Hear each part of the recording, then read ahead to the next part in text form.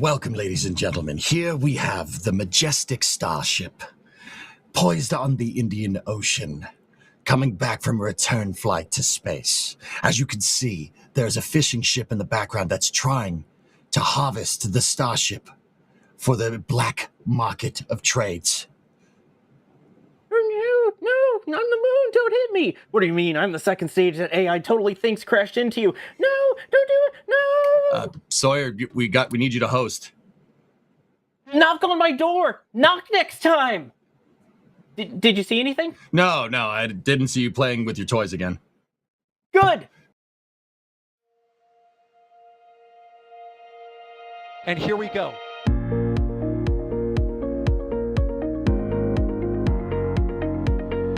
There's the deluge. Here's ignition. Doubling up. Did it just do a curble? Back to the moon and beyond. Put that in the big bags, you know. Back at home, we all have a lot of work to do, but from here, that sure looks like a perfect world. Propulsion continues to be normal. We did have an observation. Equalize. 343 unfolds to go. It's orange. Water towers can fly!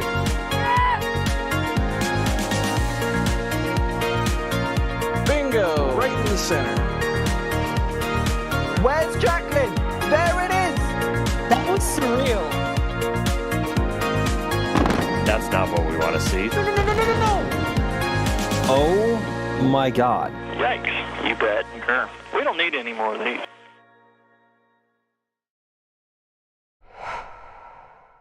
Won't someone come pull me out of the water? Oh, we're back again. Hello, everybody. Welcome to the Flame Trench. This is our weekly news show where we go over some of the topics that we found interesting and discuss them all with you. Of course, as you can tell by the intros and things, we tend to go off the rails and have a little fun while we're doing it. So hopefully you get to enjoy this Friday afternoon, at least here in the US, with us. I'm Sawyer Rosenstein. I am your host, and I should probably give this back to Jake. That's actually his cat toy.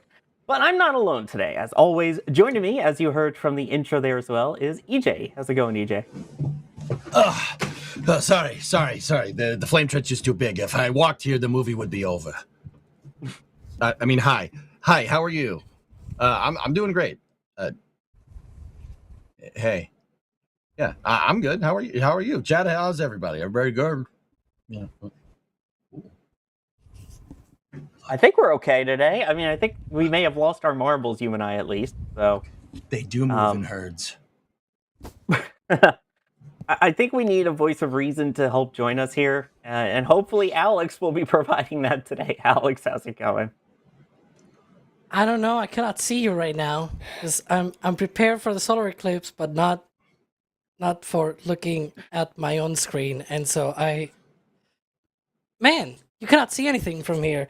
But yeah, and also I cannot fit them somehow with the headset. Yeah, how's it going? Everything oh my good? goodness. Well, yeah. In just a couple days, you'll actually be able to use those and see something with the eclipse coming up. I mean, I can use it any time to look at the sun. Right now, there's no sun outside because it's nighttime. But any day, the problem is, I actually want to use them next Wednesday for the solar eclipse. So, Yeah. Anyway, oh gosh, do I dare try and bring in a different voice of reason, that being the producer pushing the buttons, pulling the levers today? It's Kevin Michael Reed. So we'll see how that goes today as well. As always, if you have questions as we go through the topics, you can tag us at NASASpaceflight or at NSF. We'll do our best to answer many of them as we can. As a reminder, though, please try and keep it related to the topic that we are discussing at the time. So we always get to Starship. I promise you, we will always discuss Starship, but it doesn't always come right at the very beginning. So if you ask Starship questions now early on, they're going to get lost in all the messages and stuff, and I won't be able to see them. But if you want to talk about our first topic, then you totally can, and that involves something that we saw or didn't see or kinda saw, depending on who you ask, the other night. And that was Stage 2 of a Falcon 9 crashing into the moon. Now, you may have seen the AI renderings that were out there, or even potentially the repost from Elon on X that turns out was an animation and not the real thing. But we at least got confirmation that we did have a second stage of a Falcon 9 crash into the moon. And part of that can be seen next to my head right now. That is from the KPLO, which was the Korean Pathfinder lunar orbiter. That actually launched on a Falcon 9 to the moon, ironically. But you can see there's a before picture and then an after picture. And suddenly there's a crater that wasn't there before. And that is exactly where we believe that second stage crashed. Now, we were hoping to see this. We had the Bluebird 11 through 13 launch that night. We had a camera on the moon. We had the cameras in Starbase looking at the moon, and we didn't see anything. And there's a very strong chance if you were watching any other live streams out there or even had your own telescope out there, you may not have seen anything with the naked eye. It was this whole big, oh, we're going to have this big explosion, this big plume and everything. And yeah, we really didn't get much. There were a couple of places, though, that did get to see a little bit of something, including out in Grenada or Grenada. I never know which one is the correct Grenada. pronunciation. Thank you. Yes. They'll lose in pride there. There you go. They actually had a somewhat visible plume from one of their observations there. They had to do a lot of corrections to it. They had to basically, enhance some things, and it looks all kind of fuzzy and hazy, kind of like the video that we did of the stage coming back in, or of a booster 20 coming back in. We were able to kind of see it that way. So it was somewhat visible.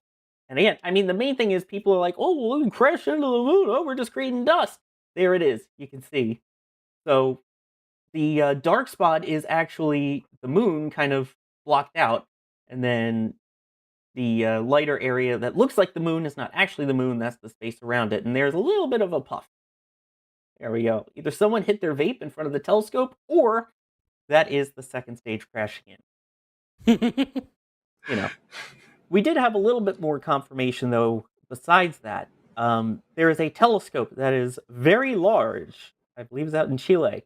And they came up with such a clever name for this very large telescope. They called it the Very Large Telescope. I still love that. Theirs wasn't so much a visual interpretation of seeing the impact, but they were able to look at some of the materials that were kicked up on a elemental level.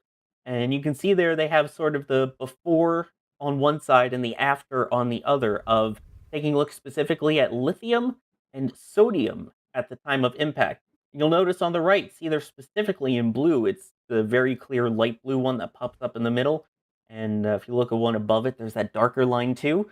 That is the indication of when the impact happened. And they believe that's a mix of the material from the lunar surface as well as just pieces of the rocket that were sort of blown to smithereens as it crashed in and created this brand new crater. A reminder, this wasn't the original plan for it.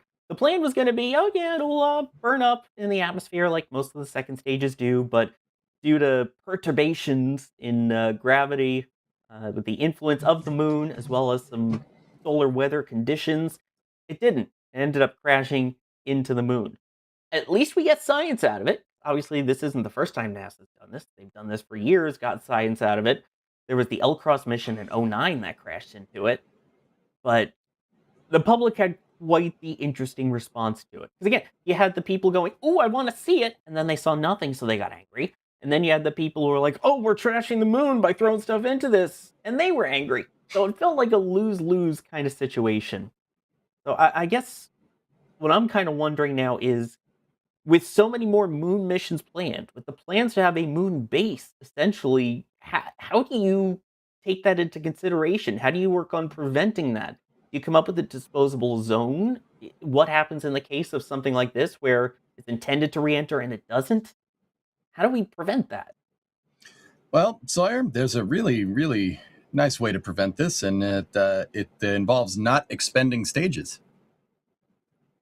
You can't crash into the moon with a expendable upper stage if the stage isn't expendable. It's all I'm saying. Just putting it out there. Pick unrelated. Yeah, totally unrelated. But I mean, let's say you have Orion heading out the moon, and you've Mhm. got the whatever second stage ends up being on there, or upper stage. I mean, what happens if something goes wrong with the disposal on that? Are you just going to create, like we have a graveyard orbit, a graveyard crater on the moon? Honestly, I think that's one of the cases to be made for a rectilinear halo orbit. As much as like we don't like that now, but with rectilinear halo orbits, it's resonant. It requires very little delta V corrections to basically stay, away from the moon. So you touch base on this, touch base on orbital perturbations, just to bring everybody up to speed here, just in case. There are decaying orbits on the moon because of its non-uniform gravitational pull. It's basically more dense, like me on one side.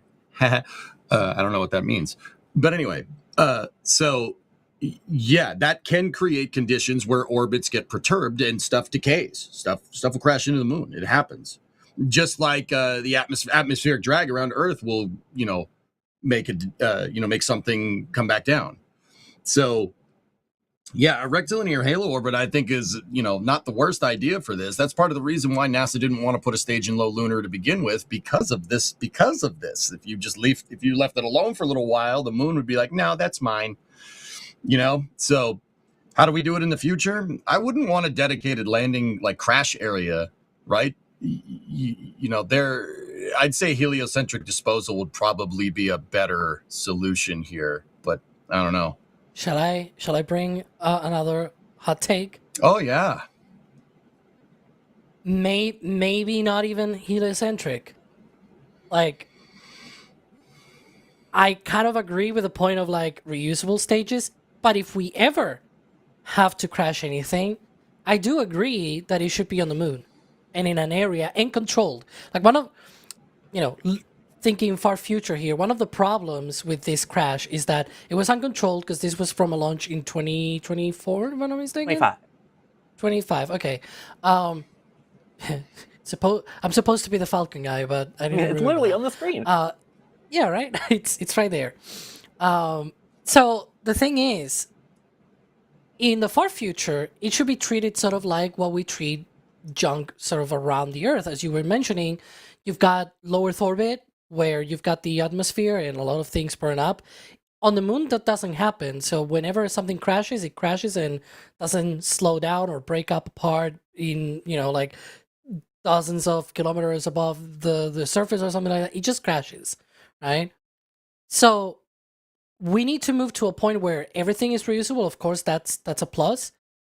And if we ever have to get rid of something, because sometimes you have some things that are expendable, there's going to be a small percentage of things. It needs to be controlled. Like, there needs to be a way for it to be controlled.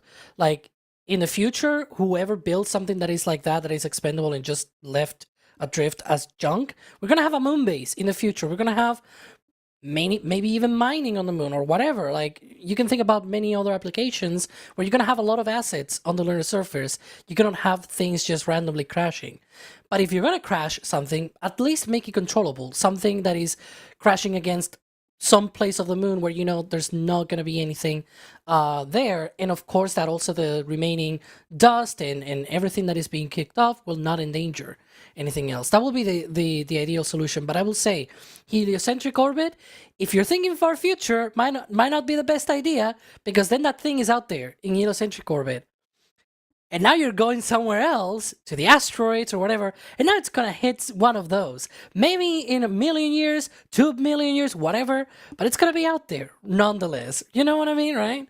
Like, if we're thinking far future, think even beyond that. I wouldn't be willing to throw things on heliocentric orbit for that reason.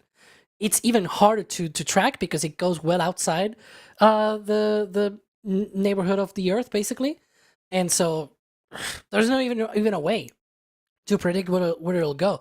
For example, the Mars, so for example, the Falcon Heavy demo mission, I know a lot of people always ask, where's the Roadster? Where's the Roadster? It's like, we don't know. It's out there, and things like outgassing, solar radiation, and things like that can modify the orbit. And so even if you had the initial trajectory and extrapolate that, you don't know if that's really going to hold for a long time. So just saying, I don't like the heliocentric orbit disposal thing. Hot take. There you go. Dude, I know it's standard, but it's space. There's a lot of it. I don't think it's that big of a deal. That's why they call it that, you know? until you have, I don't know, some kind of spacecraft going out there, now it suddenly crashes against a second stage, or some star 48 from the back days or whatever. Like, don't get me wrong. No, I get it's what you're trying to big, say, but you know, I honestly if you're think looking for future, honestly, I think if we get to a point where we're just tooling around the solar system like it's no big deal, we'll have systems that can detect debris at least on a localized scale and be able to maneuver around it. Like, by the time we get out to the asteroid belt, we're gonna have hopefully we have something like Star Trek or The Expanse or something. Like, hopefully we have something like that. And if we do subspace communications and all that stuff, exactly. And if we have something like that, then I don't think, oh no, there's an upper stage from 200 years ago floating around here. No, it's just, I don't know. Let's just go around it. I see that very complicated, more than the actual going to the asteroids, because we have the technology for that right now. We don't have the technology to image every single object that it's like maybe 10 meters across. Yeah, but right now that's actually one of the problems that we have now tracking small asteroids. Alex, I have a question. When we're out there, do you think we'll eventually get to the point where ships will have radar on them? Like you'll be able to detect this stuff. Like how far away does radar go, though? Depends on how much power you have. I mean, the Arecibo telescope used to be able to track like asteroids millions of kilometers away, but it was the Arecibo telescope, quite big of a thing. Yeah, we should rebuild that. Yeah, right. Yeah, we should make another one. We should make like 4. It's nice. Yeah. Maybe 5. Nice round number. And put it on a spaceship. Yeah, that too. Heading to Jupiter. Yeah, like maybe put one on the moon too. How about the very, very large telescope? Yeah, the very large telescope. An extremely large telescope, you mean? Oh, because that one is also being built. Yep. It's like 30 meters or something like that, or more. How about a super heavy star telescope? No star in the name. Why not? You're selling me this. Yeah, no, it's good. Because you can use a star tube and a star hose with a star scope on your star telescope. Yeah. I got a better idea. Star we call it Starisibo. Yep. Nope. Okay, that one did not get caught by the chopsticks. All right, cool. Diverted to the dunes. Oh, sorry. That's on a delay. I'm just waiting to see their reaction to that one. If it was as bad as ours. Okay, that one fell flat. All right. Oh gosh. Great. Anyway. Yeah, that was a lot of oofs in chat. Gonna be a no for me, dog. How about you? I like what Austin said. Call it Jeff. That's a good idea. We should do that. The smelloscope, whatever it's called in Futurama. Yes. Anyway. Starisibo, man. You heard it here first. So, I mean, here's the other thing, though. The big thing with this, of course, we could talk about, here's, what they're doing to prevent it. Here's what they're, obviously talking about the concerns of it from our point of view. I want to talk about the public perspective, because if you followed any of the news media out there, any of the outlets, first off, it was going to be, this is a huge, spectacular thing you must see. It reminds me very much, I know I mentioned it at the beginning, but there was the LRO mission, the Lunar Reconnaissance Orbiter, which is still running, by the way, and waiting to see pictures from LRO of the crash. It came with a secondary payload, and that was the L-Cross mission, which was going to intentionally smash into the moon. And I remember it was the same thing of, oh my gosh, we're going to get to see this big plume, this amazing thing as it crashes into the moon. What you're looking at now is a replay of that live stream from when it happened. And first off, it was really cool getting super close. It's like, oh my gosh, the detail that we're getting on the moon is amazing. I remember staying up, I think it was like 2:30, 3 o'clock in the morning when this was happening. Staying up, watching, anticipating for this huge plume and exhaust. Ow, excuse me. And you'll see by the end of it what we got, which was a whole lot of nothing. it did actually create a plume, and LRO got some great information, and that was one of the earliest indicators we had of actual water on the moon. But the rest of the comments, after, especially after they didn't see anything, was, well, that was a waste. That's just, that's junk. Why are we doing this? You saw all of the AI images that Grok and all of those created that just looked obscene and absurd. How do you take something like this and persuade the public, hey, this is not necessarily a bad thing, or this is a one-off thing? Because right now, space needs all the positive press that it can get, and this was kind of not that. Dude, I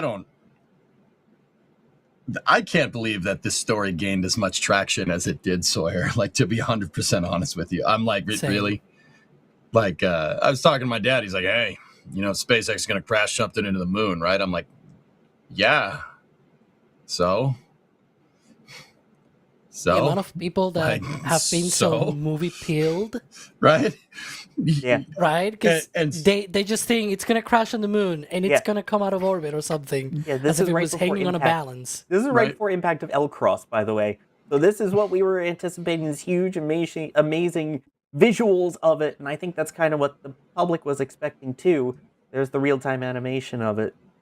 Yeah, it was not great. But yeah, I kept getting texts from everyone I know of, hey, did you hear about the SpaceX rocket that's going to crash into the moon? Or they're crashing it into it. They're creating a crater. They're going to blow up the moon. So Sawyer, your question was, how do we educate the public on this? So if I would compel anybody to go outside right now and go and look at the moon, if you can see it, if it is up, right? If you can see it right now, just go and look at it, okay?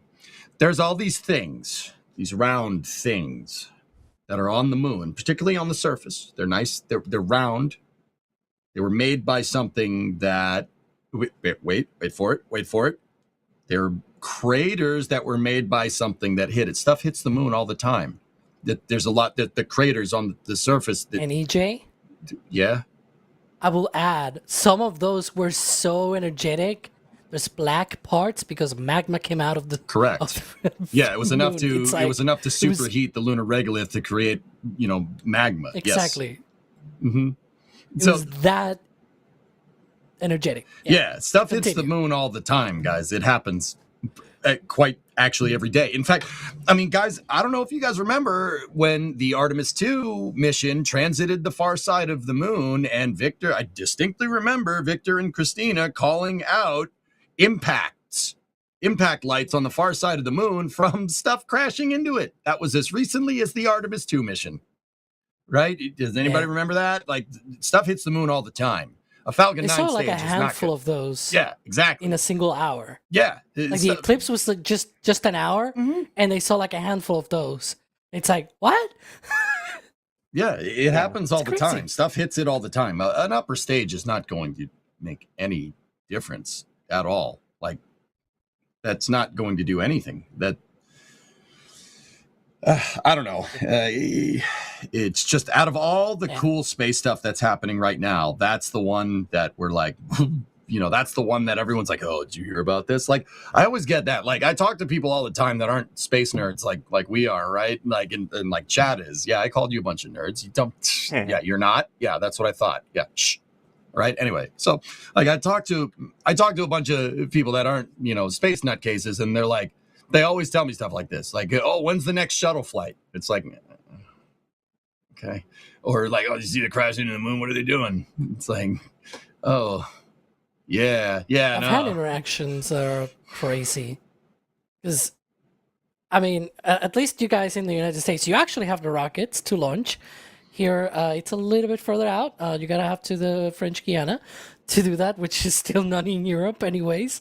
But like, even talking with family and everything, they're always like, oh yeah, those rockets. And then I show them like Starship and things like that, oh, they're catching the booster. And they're like, wait, that thing went out there and went back. Like, it's just bonkers. Because some of the things that we discuss and we think that it's normal stuff for us, the general public does not interact with these things every single day. And so anything remotely weird or odd, it seems like it's something out of the ordinary. As I said, I had seen people saying, "Oh, the moon is gonna come out of its orbit." And it's like, trust me, that does not happen. Alex, you know, right? what's Like that's crazy? not Like, how gravity works. you know what's crazy? Like out of all the stuff, like Kevin, if you could just cut back to Alex real quick. Out of all the stuff that Yeah. you know, like all the extraordinary story, Alex, look at that thing behind you. That thing's not crazy enough.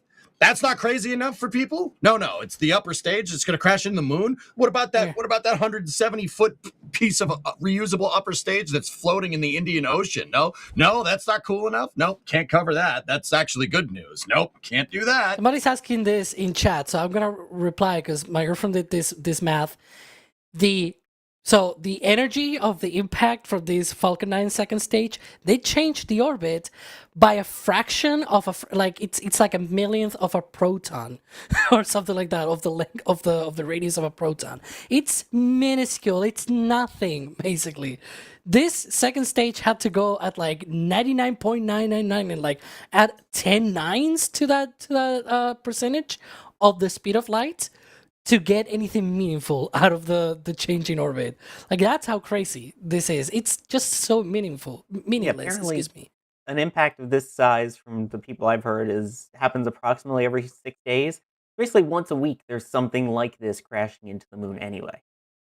I mean, I think the bigger questions to ask here, Sawyer, is like when we do this whole moon base thing, how are you gonna make sure your moon base doesn't get like deep impacted? You know what I mean? I mean, there's not gonna be no tidal waves, but like that's where my mind's going. Like, you know, you brought the upper stages being a problem. Like, we don't want to crash stuff into the moon when there's people there, and I kind of agree with that. But what about like rocks? And here's the other question. If we're talking about the lunar base stuff, Slowpoke in chat was asking, what's the plan for human waste at a moon base? ISS, throw it into a cargo ship and it burns up in Earth's atmosphere. Can't burn it up in the moon's atmosphere if it doesn't really have one. So No, wait. I've seen this movie before. We can use it to make potatoes. Oh wait, wrong celestial body. Yeah, I was gonna say, yeah, that was Mars. Good try. Yeah, it was close enough. So yeah, how do you deal with junk when you have a moon base, both coming from space and from us then? I think that's a really good question. You carry a dragon and you put it in a trunk. Are you going to then have to, I mean, I guess you have up mass from the moon if you have something like... I was just making the joke. So What? for once, it flew over your Well, head. guys, okay. No, it didn't fly over my head. We're talking about it burning up. But that, legitimately, though, I'm wondering, is that something where you take all the garbage, you throw it into a Starship HLS, because it has up mass now with a lot of it. What's up mass? And then find a way to fire it back towards Earth and burn it up, or throw it into a sun synchronous, or a sun orbit and have it just float out there?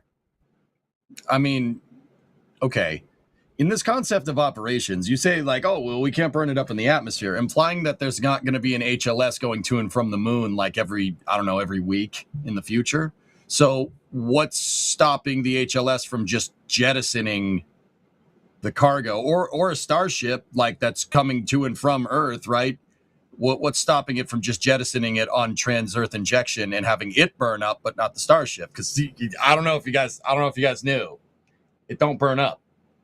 I don't know if you guys knew that. You can tell by the picture because of the way it is. I mean, Elon to clear, the heat shield's ready to go. Yeah, baby. It's solved. Anyway, that's for later. We're going to talk about that too. But I mean, yeah. So I guess then that would do the human-made junk. But yeah, the space junk coming in, I guess would they be meteoroids at that point if it's not going to the Earth's surface? Anyway, those. No, we call them SpaceX bombers. Man, ain't no meteor. What you got there is a big old. No, I'm not going to finish that one. Yeah, but that's a good question. I'm sure NASA has had Sorry. to think of this. I'm going to just try and glance right over it. But yeah, I mean, obviously they have the cupola, which has been up there for so long and gets absolutely hammered by micrometeoroid debris. I mean, some of these might be a little bit larger, but I'm sure they would have to have something similar where it's lots and lots of panes of glass, and you have a protective cover that can be closed as like a micrometeoroid shield before any, impact that are expected. I mean, honestly, Sawyer, I think the solution here, dig a hole. Like, I know that sounds dumb. Dig a hole. Alex and I were talking about magma on the moon because the impacts were so hard on the close side of the moon. That's what those darker gray regions were, like Alex was saying, right? Those are lunar basaltic lowlands. That, because of the geological activity that happened there, you have lava tubes. There's tunnels. There's tunnels on the moon. There's tunnels and caves. Hopefully no creepers in there, but, you know, we could always store store trash there, or build the base down there, or just dig a hole. You know, that works too. You know, that, I think that would probably, using the actual lunar regolith would probably be the biggest mitigation that you can do, right? Like, I mean, still, if a big enough meteor decides that it wants to hit your moon base, there's not really much. It's not very much you can do about it. But, you know, dig a hole. Yeah. You can burn it and use the energy from that. Yeah. True. In fact, that's what my local area does with garbage. They don't use a landfill anymore. They burn it all and use it for energy. Yeah. I use that on the City Skylines too. Dude, me too. Hey, almost like you were just doing that this week over on your Twitch, EJ. Oh, yeah. No, I did. Yeah. Cities 2 is finally in a playable state, but I digress. With mods. With mods, yeah. You were watching. All right. I was. Steve Calley was bringing that up again with the $10 super of how can we have a moon base with thousands of meteor impacts? We can't have thick armor due to weight. I mean, with 100-ton down mass to the moon, Steve, I don't think that's going to be an issue. Also, yeah, go ahead.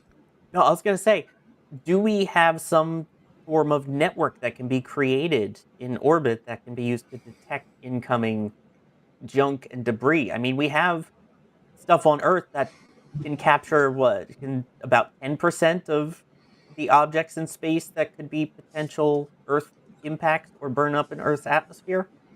That'd be something similar that can be done for the moon, given that it's a smaller size. Yeah. I mean, NASA is going to work on relays out to the moon. They have a contract with Intuitive Machines to do that. Also, I think Moonlink is going to be a thing at some point with SpaceX. From what I've seen from renders that SpaceX has released, they want a proliferated satellite network around the moon. So I'm sure that could be repurposed in some way, shape, or form, right? Obviously. I mean, repurposed just to look out and find if there's any incoming impact and warn people? You can turn Starlinks into imaging satellites. Sure. SpaceX has already done that. They did that on the last Starship mission, dude.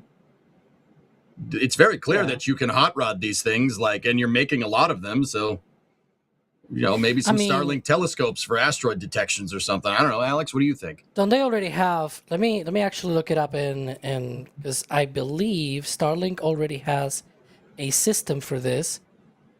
I'm trying to look it up because I remember. 1 second. Aha, the Stargaze system. Yeah, there we go. Hang on, I'm gonna send the link to our producer here in our back channel because they actually have a system for that on low Earth orbit already. So they have cameras on the Starlinks, right? And so they have now their own tracking system in order to use those cameras to look at debris. There we go, Stargaze. There you go.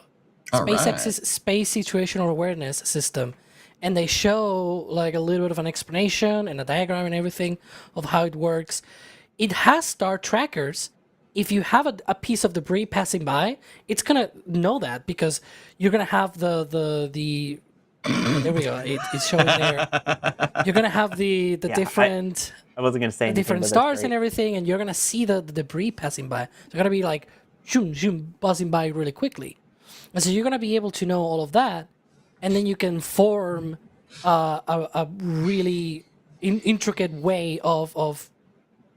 Yeah, they're explaining there as well how they come up with the avoidance maneuver and everything to be able to avoid the debris. So something like that can also work around the moon if you have enough of these satellites.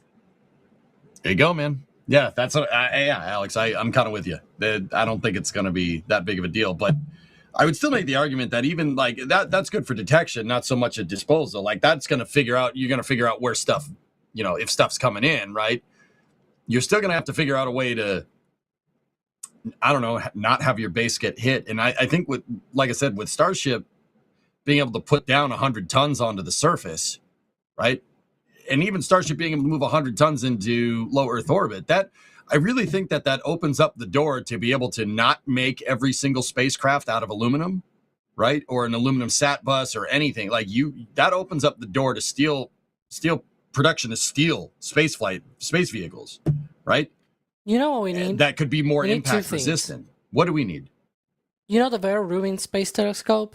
Well, not space. It's actually on the ground, but it looks up to the space. I just said that for by inertia. The Vera Rubin Telescope, that one is observing like a really huge part of the sky at once, and it basically images the entire sky every 3 days, at least the patch of the sky that I can actually see from Chile. The thing is, can you imagine having something like that on the moon? Like multiple locations around the moon, especially the fact that the moon rotates much slower, so it's a lot easier to do this kind of thing. Because the thing with Vera Rubin, it has a field of view so big that it can track thousands and thousands of little asteroids just buzzing by out there against the background of stars, and in a single image you can see multiples of these, like thousands of these at a time, with just a few minutes of the night sky observations, basically. And so imagine having something like that. I mean, that would be golden in the moon in the future. Yeah. Second thing, roofing. Oh my goodness, if you had a lunar roofing sort of company, you're making the big game here. I mean, because that will be it's one of those things that some of the smaller impacts, you can just have like plates over your base or whatever, or you don't even need to put them underground, because sometimes you just put the plates, you go out there, change it, come back, that's it. It's just roofing basically. So yeah, what we really need is just orbital lasers. See something coming in and just go pew, pew, pew. That will be cool as well. I mean, there's been proposals to do something like that as well, to like kill some of the space debris that are really tiny, but you buzz it with a high enough energy laser, it turns into vapor. So just need a DL-44 cool well. pistol. If you know, you know. Yeah. Hokey religions and ancient that... weaponry are no match for a good blaster at your side. I'm just waiting for more quotes to now pop up on the lower third. Oh no, anyway. That quote was great. It was a great quote. But I can't take credit for it. It's a quote from Joe Dirt. Yeah, Patrick Dugan, National Weather Service guy, saying a simple elevated radar system would work, wouldn't it? All I'm saying is that we should take Starisibo, and which is bowl shaped. And the moon has a lot of things that are bowl-shaped. And, I don't know, 100-ton down mass, bowl-shaped thing. On the moon, that will be amazing. Yeah, far side of the moon. Especially on the far side, yeah. Yeah, I'm just saying. Starsibo? There's a Starsibo, dude. On the moon. That we've lost him. I see this. This is an easy... What do you mean you lost me? This is an easy W. It's a good idea, but the name needs work. What do you... Does everything have to have a star in it? Starsibo's pretty cool. Moon-sibo? Moon, yeah, let's call it that. Moon-sibo? Let's call it that. Thank you. That sounds like a drug. Thank you for that. Also want to thank Oliver Redmond. Going back to our cold open here, who said David Attenborough would be proud of you, EJ. Oh, thank you very much, kind sir. I don't know if they sent that before or after the rest of that cold open, but Crafty Geek with a $50 support here saying, great cold open, Sawyer and EJ. Yeah. I also have to give credit to Kevin, because he came up with the idea as well of having EJ on doing the narration first. So Producer Kevin, salute! Hail, Kevin! Yes, the Spaceballs references were great. Mm-hmm. Let me see. We also had Astro Ellie becoming a Red Team member. Jerwa with a $50 tip at tips.nasaspaceflight.com saying, hello, world.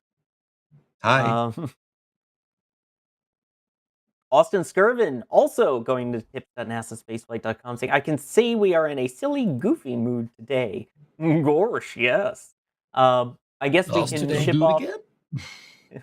I guess we can can do it ship again. off any idea of seriousness. Hashtag bring her home. Clever. Very clever. Yeah, I get it. Um, I ain't laughing, but I get it. Jake, not my cat, getting some stickers from the shop. No question. Just want to thank you guys for helping to get me into spaceflight and also for keeping me entertained at work with the podcast. You guys are doing amazing stuff, and I can't wait to see what's next. Thank you very much. And Paul Tompkins saying, space debris. Read Neil Stevenson's Seven Eves. I know it's just It's a good book. seven palindrome backwards, but I It's don't a know good how book. to say it. Seven Eve's a good book. Just saying. And Bob Fillmore also Bobby. began gifting 5 Red Team members. Thank you for that. Now, you said you were wondering what's next for NSF. Well, what's next is going to be EJ's topic, and it's related to Nuglins. Just Starship. That's not Newglands. I know that is, but I always say we'll get to Starship. Okay. All right. So There's an order. There is an order in the document. Kevin will be angry if we don't follow the order. we have rules here. Okay. Anyway. So, your floor. Thank you. All right, so I wanted to talk to you guys about NG4. Dave Limp gave an update on X about the NG4 anomaly investigation, and I thought it would be prudent to, just kind of look at the state of the New Glenn and Blue Origin, program post NG4 explosion. You guys don't remember a little while back, New Glenn was on the pad, and then it wasn't. And it didn't launch into space. And then, in fact, the pad wasn't even on the pad anymore. But Dave Limp did give us an update on what happened with the NG4 explosion. He says, and I quote, the anomaly originated at the main oxygen valve on one of the BE4 engines, which was later confirmed by hardware recovery and inspections. I'm not sure how you found any hardware from that, but all right. Okay, cool. He also said that extensive component level and engine hot fire tests have been conducted to understand the failure mode better and inform mitigations. He says the path forward is clear and we're making small modifications to the valve that can be quickly retrofitted to existing engines. We're manufacturing the updated hardware, which will be ready by the end of this month. In parallel, we're working through the remaining fault tree analysis. Okay. I mean, I'm not going to lie to you. Saying the main oxygen valve is like failed is a painting with a pretty broad brush, but that's fine. That's fine. So I don't know. I mean, take that for what it's worth. Blue's basically trying to make sure that they're going to try to send a New Glenn 7x2, which is the current version of New Glenn flying with 7 engines the first stage, 2 engines in the second stage. Elon said, hope you'll get back to flight soon. Exactly. Well, that's cool. That's a pretty cool dude. That's just a chill move. Do that. It's a pretty cool guy. All right. Anyway, so they're trying to fly again by the end of the year. And guys, no one has ever launched within 12 months of a catastrophic pad failure. It's never happened. But we'll see. We'll see. Blue is also making moves. They're making a ton of moves to try and hit this. They're serious about doing it. They recently leased out the B2 test stand from NASA, which was the stand that SLS did the green run on. It's the one on the left side. The B test stand is a two cell test stand. So you have B1 and B2. They have the B2 one, which is the one on the left, the taller one. The B test stand is actually good for long duration firings. It was originally built during the Apollo program to do full duration burns on Saturn V first stages, so S1Cs. So they got it to work to test GS2, Glenn Stage 2. So they're going to make that their second stage test stand, which is actually super cool. Now, in terms of what's going on back at LC-36, they have the tower destacked, Yeah, left side. There you go. Good, Kevin with the zoom. All right, yeah, I like that. I love that. That's nice. Anyway, those flame buckets are designed for long duration burns, and you can see that's all that truss structure up there was the hardware where they mounted the core stage in there for the SLS green run test. That was 2019, if I remember correctly. Now, also at LC-36, they've destacked the remaining tower that didn't fall over, and they are going to fix it and modify it for, vertical integration, to have all the umbilicals for vertical integration. They've changed the doors on the IF, which is what they call the horizontal integration facility. There's tower D stack right there. And the IF doors have been replaced. They actually also removed the LC-36 launch table, and they put it inside of the IF for repairs? I'm not really sure, but it does point to them at least taking a December RTF or return to flight pretty dang seriously here. Even Jeff Bezos was out at the pad the other day doing inspections, so it's clearly worth his time going out there and scoping it out. So I mean, guys, there's a lot of updates. There's a lot of progress from Blue. I'll admit I'm impressed. I'm impressed with the transparency too. But yeah, there's the launch deck. I think that one side of that is a little bit on the mangled side, but whatever. It's fine. It's just metal. It's just metal. Yeah, it'll buff out. It'll buff out. Yeah, that side of the TE that's all bent. Yeah, that side where the TE attached, that's not looking. It's not looking too happy. But we'll see. I mean, see that I don't know. So I mean, fellas, I guess the first question I got to ask, open topic of discussion here. You think NG5 is going to fly in December on this pad? No. I'll say it. No, absolutely not. Alex? No way. No. I mean, look at the state of that thing. The fact that they're going to have to... I mean, they've already started taking all of that out, yeah. But now we're talking essentially retooling the entire tower that they had, so that way it's not just not crooked anymore or bent or weakened in parts, but now it's also playing an integral role in the actual launch portion of things. They're going to have to build the new attachments to it. They're going to have to figure out their crane lift system to get everything up and out there while they continue to do the review with all of the things that went wrong, and then have to rebuild it from scratch on a design where all we've seen is an AI video of here's what we think it's going to look like. And if you watch it closely from that first time, yeah, it's definitely AI where you try and read the things in the background and it's blubber. That's not something you get done in under a year. I could see a year, which would mean having it all done and ready by, what was that, March or April of next year? Mm-hmm. And then being able to fly in early summer. I think that's doable, but I don't say December. You know what, dudes? We had a conversation about this right after NG4 popped, and I said 12 months, and everybody called me a nut bar, which is true, but you don't need to say it. It sounds negative when you say it, okay? I might have said it because it was probably too short of a time. The nut bar part or the... Oh, okay. The 12 part, Okay. months. All right, I got you. Probably going to be more, but... And, when they said return to flight by the end of the year, that made my projections look a little bit pessimistic by comparison.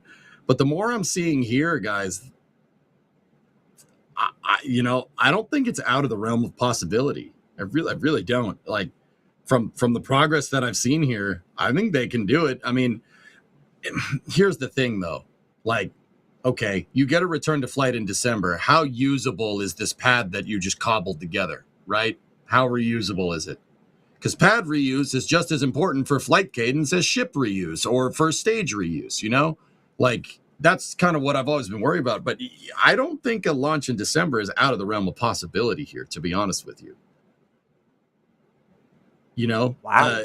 Yeah, I really don't. Way, this was the video that totally isn't AI that actually probably has to be AI in it based off some of the texturing and wording, in my personal opinion. I mean... I've got... You can lift the stack with a crane. Yeah, I Yeah. mean, that's not the impossible part, let's be honest. We've seen Shuttle did that. EJ did that in It's the- Kerbal with the Shuttle. It's a part of having all of that ready before the end of the year. It's Exactly. not the thing itself. Given enough time, they can produce all of that and have it ready. But And adding I this don't think extra part. this, yeah, all of these extra parts and everything. They removed only like the upper portion of the tower. The damaged portion is still there, and they're repairing it in place. Maybe I saw the picture of Jeff with a handshake and everything, and behind him you can see still the bent part of the tower. It's not fully, like, you cannot see the whole thing, but you can sort of see it's still bent. There you go. See? There's like a bunch of cranes and everything working there. Yeah, but it doesn't look They're as also bent. they're also pouring, for some reason, concrete.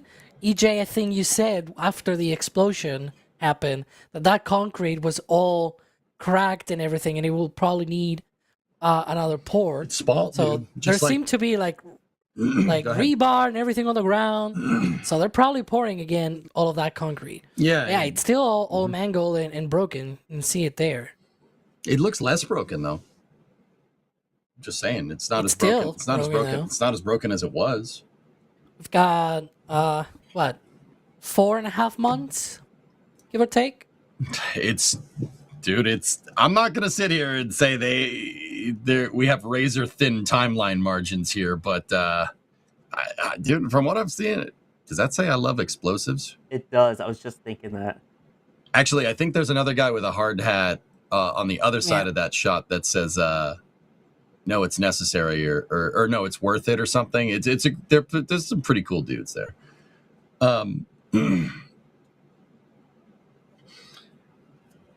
The bend makes it useless without huge extra supports. I get it, Mighty. I understand. Guys, like I said, I don't think it's out of the realm of possibility for the pad to be finished. However, I do look saying Dave Limp posted with the anomaly investigation, dude. I saying main oxygen valve is the point of failure is it's painted with awfully large brushstrokes, man. That's like saying, "Oh, my car's broken down." Oh, what's broken? The engine. Can you be more specific? No, it's the engine. The engine did cause the problem. It's like, this is like a conversation you have with your mechanic, and your mechanic says, "Yeah, it's the engine, it's the whole engine." Well, no, did it throw a rod or spin a bearing or something? No, it's just the engine. The engine, the metal thing. Painting. It's saying the main oxygen valve is painted with an awfully large brush. Like, did a leak happen here? Did the valve chatter? What happened? Like, and why was this not figured out before? This is, previous New Glens have flown, right? And they didn't have this chattering problem, but all of a sudden you had it now? Like, I don't know, man. You think that I'd say if they're not going to make a default tree analysis, the failure mode investigation is probably going to take longer than getting the pad finished. Sawyer, what do you think? I mean, when it comes to the pad part, by the way, I do want to point out today's date is August 7th.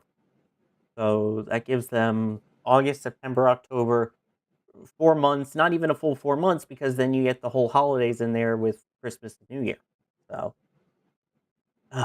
I mean, I think they're starting to work through the fault tree analysis at least.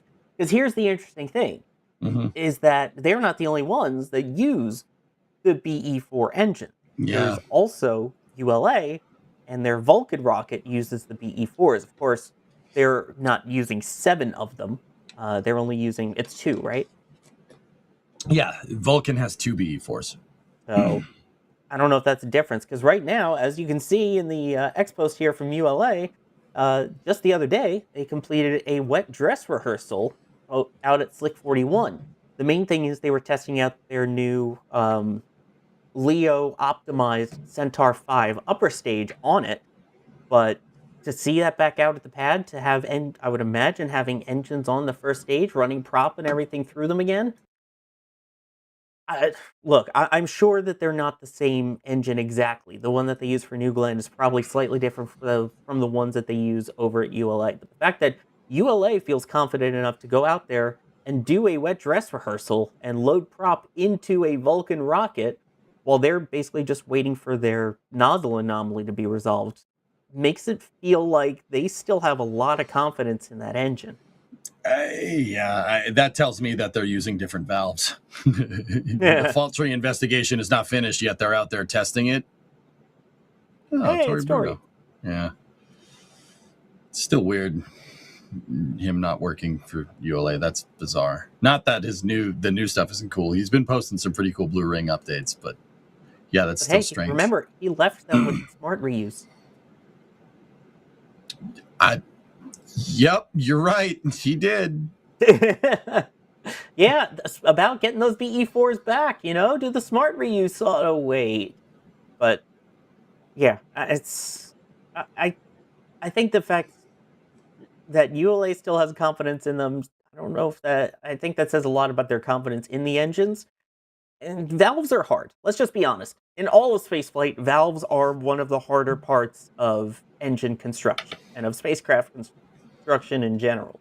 They all have to work exactly right. They can't freeze. They can't stay open. If either of those happen, you're having a really bad day. You're not wrong, but dude, honestly, that's a catch-all at this point. You could say valves are hard when you're developing a vehicle, but New Glenn they aren't developing New Glenn. It's not iterative design like SpaceX is, or anybody else that tries to use iterative design. This was the fourth flight. You're well into operations, and Blue was well into scaling operations. A valve failure, no matter how vague that might be, anything associated with your main oxygen valves on an oxygen-rich stage combustion cycle engine into its fourth operational mission, that's not valves are hard. That's you got to figure out what caused that, because honestly, like, the questions I'd be asking in that fault tree analysis is that how did this not happen before?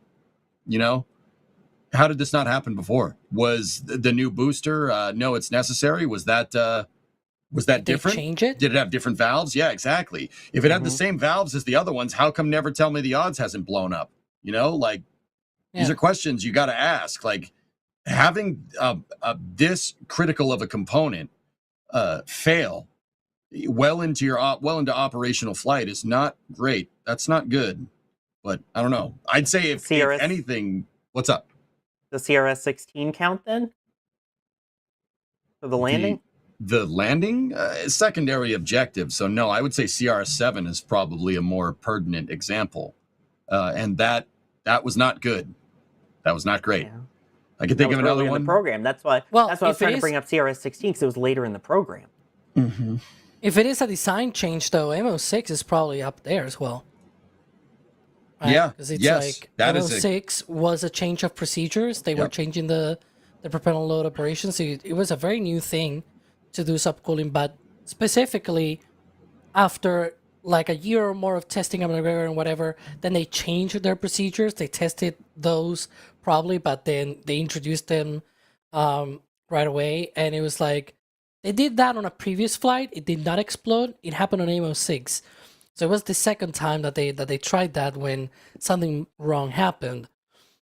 If it were something like that for the BE4 engine, where they changed something and then this happened, it also reminds me a little bit of New Shepard, of SN20, not SN, NS23, I think it was. Yep.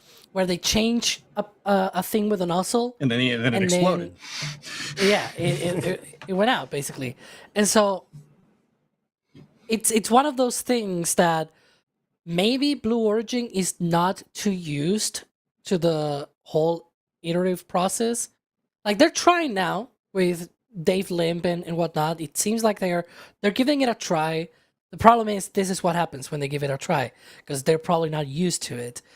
The changing the culture, we talked about this a few flame trances ago, or like last year, where we talked about how changing the culture of a company is really hard when you've been for more than a decade in that kind of culture, like Blue Origin.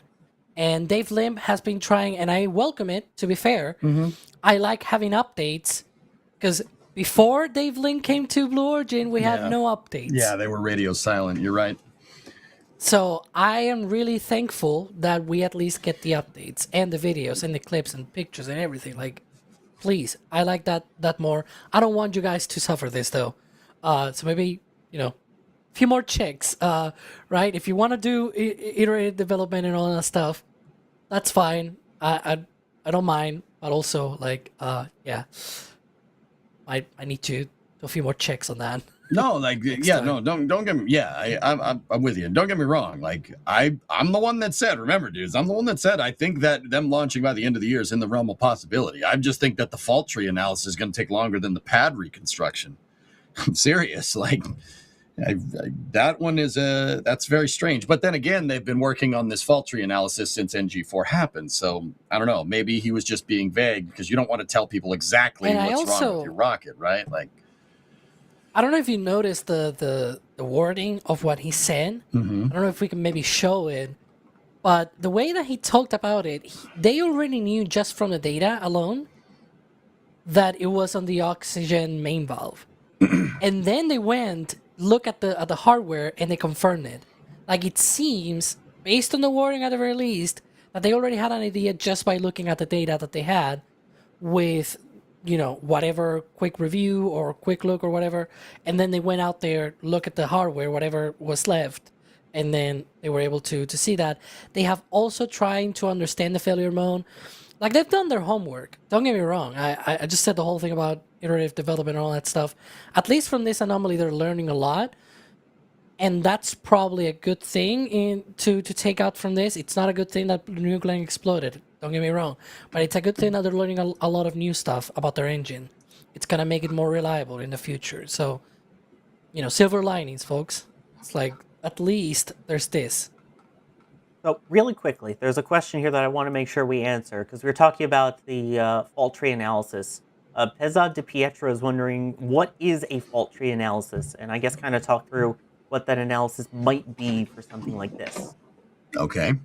So, yeah, sure. I can get into that. So a fault tree analysis, guys, is basically the post, rapid unplanned disassembly, post RUD,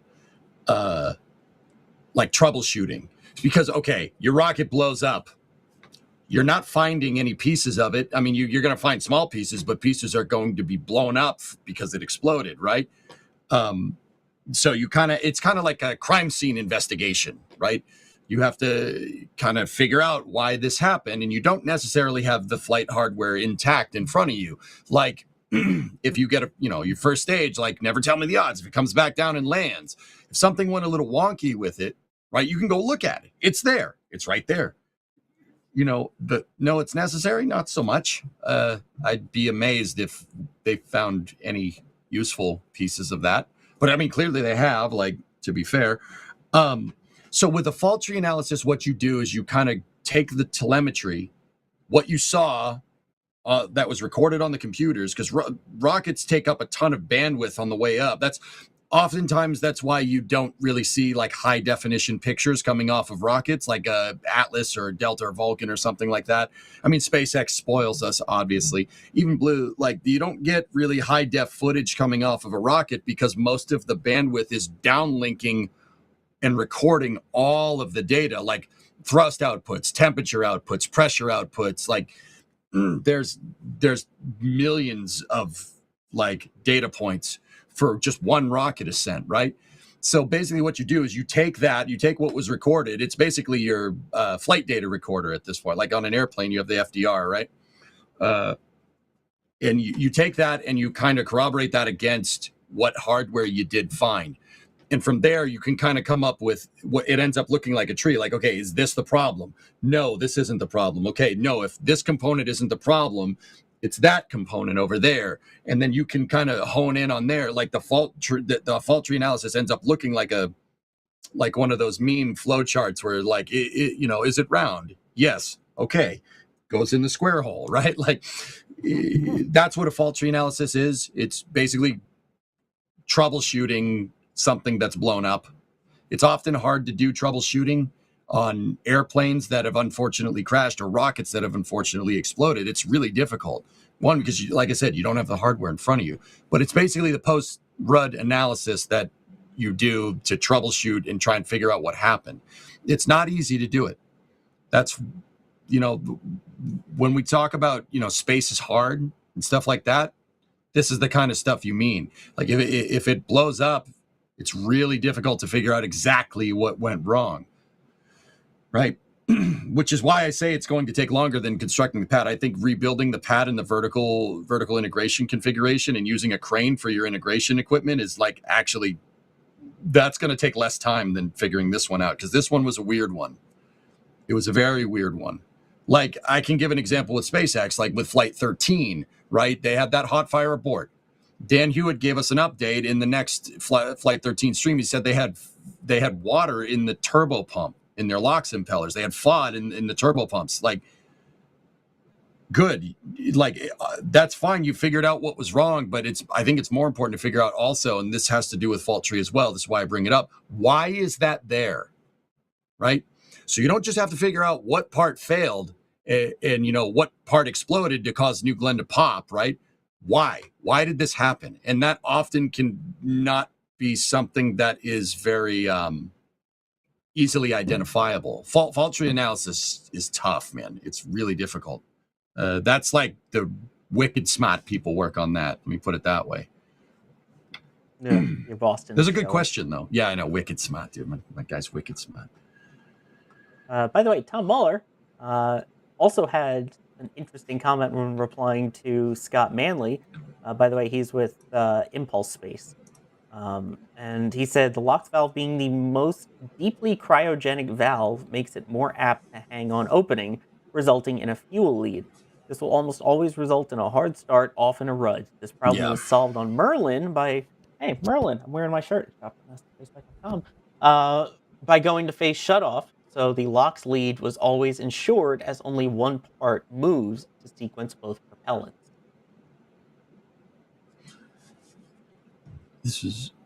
So, guys, Tom Mueller is the guy that invented the Merlin engine, the Falcon 9's engines, just for some context here. So, what if he says something, you sit there and yes, he's right. Nice shirt, man. Yeah, that motor. Thank you. Yeah, that thing. Shop.nasaspaceflight.com along with all of our other engine collections. The problem was solved on Merlin by going to face shut off. So the LOX lead was always ensured as only one part moves to sequence both propellants. Alex, what is face shut off? What does he mean? It works basically like a syringe. You basically have like the inner portion basically running the liquid oxygen, and you've got the kerosene in the case of the Merlin running around it. And so you've got then the bottom, that's where you actually get out. You basically eject the mixture. Because it's a pintle injector. Exactly. Yeah, and so you can raise it or lower it, and that acts as your valve. And it's a lot easier to move in that case and not have to have that problem there. It's sort of like that. You basically have it's coaxial basically. You have the liquid oxygen running in the middle, you have the fuel around it, and then if you open it, it's like a syringe, and so you've got the liquid oxygen leaving first, then you've got the RP1. It's a weird way to explain it, I know, but if you imagine a syringe, it's basically like that. Yeah, it's the injector itself that serves as the propellant shutoff valve. Yeah, you just close the injector and it closes off basically pulling on the syringe. At work, is it true?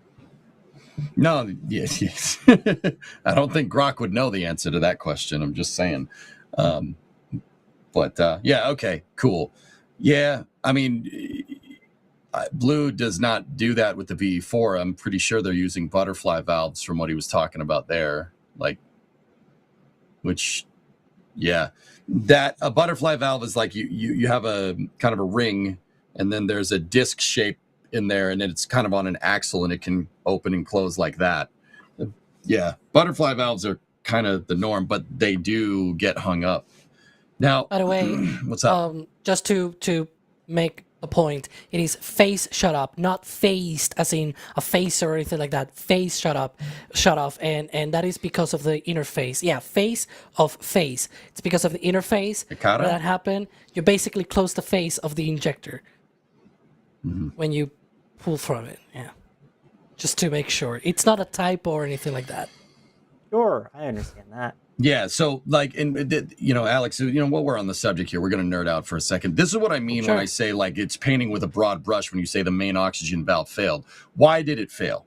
All right, and the thing is that if it failed, that's not even the thing that exploded. As like what Tom was saying, if your valve gets stuck halfway and you go to start the engine, right, and you need to, this is why they call it an ignition sequence, because you got to open those real quick because you're not going to saturate the engine. You're not going to bring sequencing. Fuel. Yeah, they call it a sequence. You got to open the valves, and it has to happen real quick, right before the engine turns on.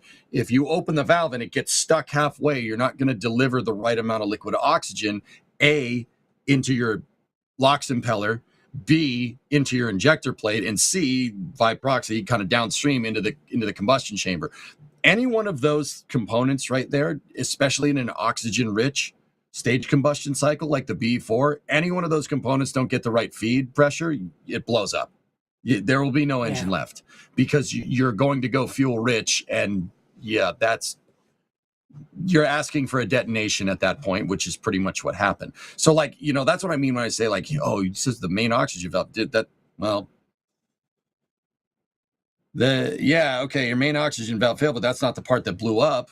Right, it's the engine that popped, but it's not even saying that it failed. It's saying that it originated. Like it could have worked fine. Yeah, but maybe the sequencing didn't. You know what I mean? Like the order of things could be a ton of different things. It's also an important part of how it works. Because if you open one thing the other way and all that, like that sort of thing is also important. And that's one of the things that I'm really wondering about. Like, okay, it originated there, but was it because it didn't work, or did it work but something else went wrong and then it sort of backfired? I have no idea, to be honest. There's also what kind of failure mode they're talking about. Yeah, there's also there's also another phenomenon. I had to go deep into the here, let me get the book, give me 1 second. Yes, EJ's getting a book, but it's pertinent this time. I had to go deep into this one right here to learn about valve chattering. So there's something that can happen, and Alex, this is like totally different. Like what can happen is like the valve. It could be the pneumatic systems, because the valves are usually pneumatically actuated. You don't want to have an electric valve controlling fuel, because electricity, fuel, probably not a good idea. There's a phenomenon where you lose pressure in the pneumatic lines that go to the valve, and the valve does this. It chatters. And that also causes problems. Yeah, improper. You're going to get improper head pressure into your LOX impeller, and that makes fire, because the impeller cavitates. When it cavitates, it rips. They're air bubbles. They're not air bubbles though, that form around the around the impeller blade, and those air pockets aren't air pockets. It's vacuum. Because the propellant can't fill it can't like saturate the whole impeller, and those pockets are actually vacuum, and that makes it so it can't. The impeller can't shed the heat correctly, and then you spin a bearing in your rocket engine. That's usually what happens next. If you think spinning a bearing in a car is bad, in a rocket engine, NG4 happens. If that happens, like that could be another thing. That's what I mean about painting with a broad brush here, but. It could be anything. Now, fellas, I did want to talk about one more thing regarding this. Now, if you want, I mean, Sawyer, you're the host. I don't want to infringe on your territory too much. That's all right. It's just EJ explanations going on here.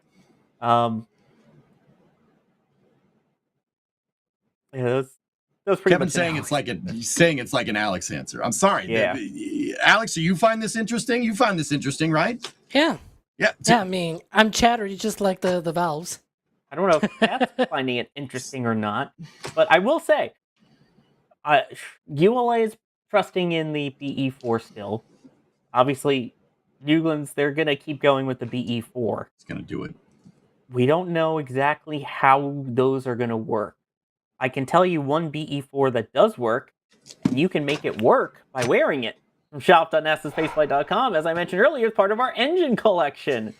We have a couple of your favorites on there. Of course, we've got the Space Shuttle with the RS-25. We've got your Merlins for your Falcon 9. We've got the Raptor, of course, for all of our Starship fans out there. And I believe we have the BE4 there as well. See, that one works for sure. And you can show it off and wear it and go, hey, look, this one doesn't explode, and you can put it in the washing machine. Or you can get it on a mug and go, you know what? This will survive the heat of a washing cycle in the sink, you know? In other words, it's all durable. It's all really comfy. It's awesome to use. And it's all available at shop.nasaspaceflight.com. I have the Merlin and the RS-25 myself because, you know, Space Shuttle fan, and SLS too. Oh, yeah. We also have the Flight 13 collection patch now finally shipping. So if you ordered one during the stream, they are on the way. And if you didn't order one, well, now you won't have to wait for it. When you hit order it, they're shipping out now. So you can check that out, shop.nasaspaceflight.com. Why would I want to put my rocket in a washing machine? I don't know, but see, I saw someone in chat, Drunar, earlier going, that was a terrible merch plug. That's because it wasn't meant to be a plug. It was just, hey, we happen to be talking about Merlin. I happen to be wearing the shirt. That is what you would call a merch plug, AVP. So, anyway. Speaking of, Drunar, Falcon earlier... 9s get pretty dirty. I'm talking to chat now. Falcon 9s get really dirty, so you might want to put them in a washing machine to clean them off. Yeah, but they don't. They did that with the first Falcon 9 that landed, and they regretted it. But still, not in the washing machine. They washed the soot off of it, and they regret that. But still, right? It may not be able to static fire in the rain, but you can wear it in the rain. You know, that's better. That's fine. Okay. Drunar earlier, it's a in regards to Elon's X post. Hope you're flying again soon after roasting them on the earnings call, which I saw a clip from EJ, your Twitch stream, of when he was talking about that, and you made a joke about it, and then Elon made the joke for you.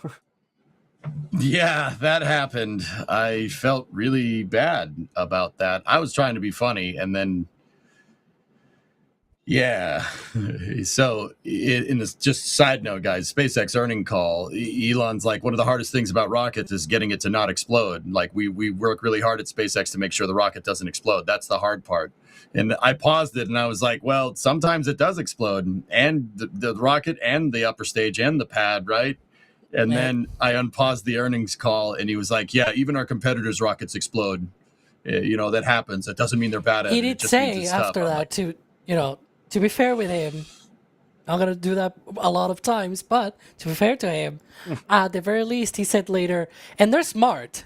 They're not dumb engineers or anything like that. He said they're smart engineers, but this is rocket science. It's very complicated. Like, he did say that, you know, it's not because they were careless or anything like that. Sometimes things like this just happen, and so they're trying their hardest to not have any of that with Starship. At least on the pad, it's not happened yet, and let's keep it that way. Alex, I'm telling you, man, there's not many times you have FOD in your LOX lines and you live to tell the tale. Yeah, I'm just putting it out there. SpaceX got real lucky, man. The funny thing to me is that they had water on the oxygen pump, and it's like, how does water get that deep into the engine? Like, I don't know. The pumps are basically one of the deepest parts of the engine, basically. Like, I saw people thinking, oh, that's water from the deluge or something like that. And I'm like, the water from the deluge doesn't get anywhere near that. Trust me. Yeah. Nowhere. Because that's very deep into the engine. It's high pressure as well. It's one of the highest pressures in the engine, because it's the pump. It's the thing that needs to pump things out. So it's the highest pressure that you see. And then everything downstream from that is lower pressure. And so it's like, how do you even get that? Right? If I had to guess, a leak probably did it. I wouldn't be surprised if it was actually from the autogenous system, because you got water coming into the tank, and then it gets sucked into the. They did the static fire, remember? Yeah. And it was a long static fire. It was more than 20 seconds. That's perhaps enough time for the water to go down the tank and into the engines, and then they stopped the thing. It spent like a week, right, on the Mega Bay and all that, and then they went out again for the launch attempt. That's the only thing that I can think of, because he mentioned that it was something about the procedures and everything. Mm-hmm. Supposedly, the engine should be purging itself right after shutdown and blowing a lot of nitrogen and everything. Maybe they just didn't blow enough, and maybe there was still some leftover water in the pump. That was my guess. It's probably not the actual reason. I'm just guessing here, but you know, they're gonna have to do a fault tree analysis to figure it out. exactly. And now everybody knows what that is. Hey! Full circle. I love it. when that Somebody happens. mentioned that we need merch of the fault tree analysis and be like, it should be probably with a daily hopper or something like that, where it's like and it's like a tree and everybody pointing fingers at each other and be like, it's a fault tree analysis because they're pointing. Or you just turn the You're at Spider-Man fault. meme into trees. I just picture the yeah. Spider-Man meme where they Oh, really? pointed at each Oh, other. yeah. Yeah, Spider-Man meme, except make them trees instead, and then you get a Yep. fault tree. Dudes, there is one more thing I wanted to talk about, Ari. There's like more. Blue. But wait, there's more. Hold on, because this one's a screamer. No, I'm sorry. There is one more thing I wanted to talk about. So, look, the B-2 test stand that Blue leased from NASA, right? That did do the SLS core stage green run in 2019. What NASA was doing with the B-2 test stand up until, well, February, was it was being tooled up to do a green run test on the exploration upper stage for SLS. Yeah, Chad, I don't know. You tell me. Am I reading too much into this? You know, you just replace the EUS test stand, or you lease out the EUS test stand to Blue Origin with New Glenn, right? And you know, just Well, I mean, if you're implying that they're going to be using that for SLS, they will also have to shorten. It's very much what I'm implying. Yeah. Yeah, they will have to shorten the stage though, but So it's not impossible. I mean, Centaur, it also has a shortened version of that. Yep. Centaur 5, the Leo optimized version. It wouldn't be. I mean, it's just removing a few barrels here and there, I guess. Mm-hmm. Again, they were doing the wet dress rehearsal on it yesterday, on that specifically, the Leo optimized Yeah. for stage Centaur 5. That's what I mean, dude. I will say though, I don't think we've touched this a lot. I think we mentioned it on an episode of This Week in Spaceflight a couple of weeks ago. They're making another second stage stand. And it's not at Stanitz, it's actually at the Kennedy Space Center. And it's not the launch pad either. No, it didn't. Aren't they using Ares 1's launch mount? I thought that was used for ballast for the transport erector, for the barge. But apart from that, they moved that's a not fun. transport erector for the second stage. Yeah. The By the way, MTS. those Yeah. Yeah. It's called the mobile test stand. exactly. I call it the sort of second stage strongback because it really does that. It puts it vertical on the pad it used to put it vertical on the pad for testing there. That's right. Used to. It was a thing in the past. Exploded. But the thing is, it seems like because of certain paperwork that we've seen, they might be recreating something like that as well at the Kennedy Space Center. I think it's not that far off from their production facility at the Exploration Campus, which is really interesting because it's really, really close to the what's it called? The Kennedy Space Center Visitor Center? The KC Center, Visitor Center, basically. Complex, but still, yeah. Or complex or whatever. And so it's super fun because it's like if you're out there as a Rugged Geek or whatever, and suddenly you hear rumble and there's no launch, it might be that. Because it's going to be very, very close. So, But yeah. Alex, I have a question then. Why get the B2 test stand at all? Probably for the increase of cadence. We've seen, I don't know, we had Eric Berger last week, right? Uh-huh. He posted a recent article where he said that Jeff wants a cadence of 100 launches a year, not long from now, from New Glenn. The only way that you get to do that is with multiple test stands. A really huge production of GS2 stages and lots of test stands. I wouldn't be surprised if there's like a third. There ain't At no some way point. that moving a stage all the way to Stennis and back is going to increase launch cadence. Am I wrong Having in two thinking test this? stands. Why not just will. build another one at the Cape? I don't know. Maybe they can only build one. It's not like they have a lot of room for that. The pads are busy all the time, and in that area where they're building this, it's not really like there's a lot of people around it, so maybe they cannot build more than one. No idea. I don't know. But they're building one, so Yeah, that is interesting. The other thought is just eventually be able to use the pad, because it's worth noting. Huge shout out to Need Pizza, who keeps track of all of this amazingly. The FAA has their obstruction evaluation and airport airspace analysis that they put out. Basically, there's going to be a tall thing when you're flying a plane, so watch out. And they have one in for what is listed as LC 30, well, they put SLC 36B. So already in for a second pad, mobile crane for construction from October of this year through the end of next year. So, I mean, they're already working on more pads, I working have a on the thing. testing stuff. Go ahead, Alex. Because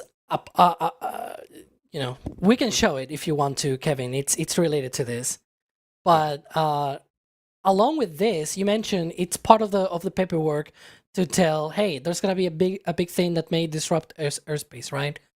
It's not the That very red dot, first by the one way. mentioning what? So I just want to point out to people, it's that red pin that you see there. That's the Yeah, location. exactly. Yeah, that's for it's called mobile crane for construction. Is basically, and yeah, Slick 37, Slick 36B. Excuse me. Too much talking about 37. But one of the things that I wanted to point out, it's not the very first time, but there's been an interesting change this week in some of this paperwork. So apart from that crane, a few months ago in April, I got here the notes about this. Sorry, Kevin, I don't have any media for this, so it's gonna be just my face. On April 8th and 9th, they filed for a very similar permitting for the umbilical launch tower and the lightning protection tower. The umbilical launch tower was supposed to be 152 meters tall, which kind of lines up with 9x4 being 120 meters tall, right? You want to have a launch umbilical tower that is a little bit taller. Yeah, hi, zoom in more, sure. He loves that zoom. He loves it. Somehow, yeah, he loves it. It's changing the view.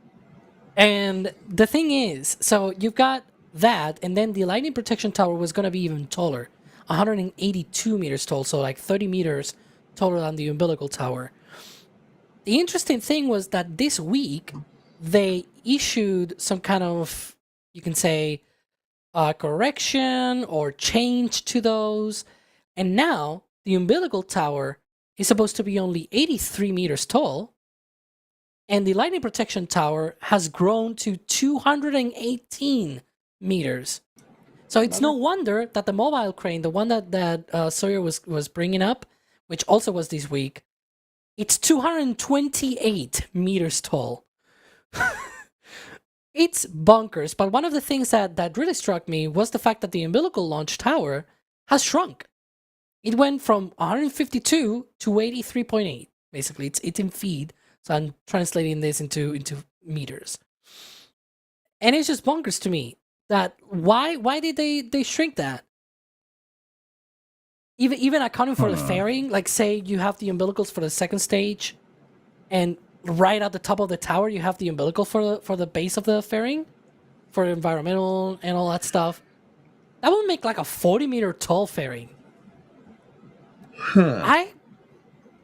I don't know if that's correct or not, but like something's off about So it. you're saying the lightning tower is gonna be how The tall? lightning tower, 218 meters tall, like way taller than before.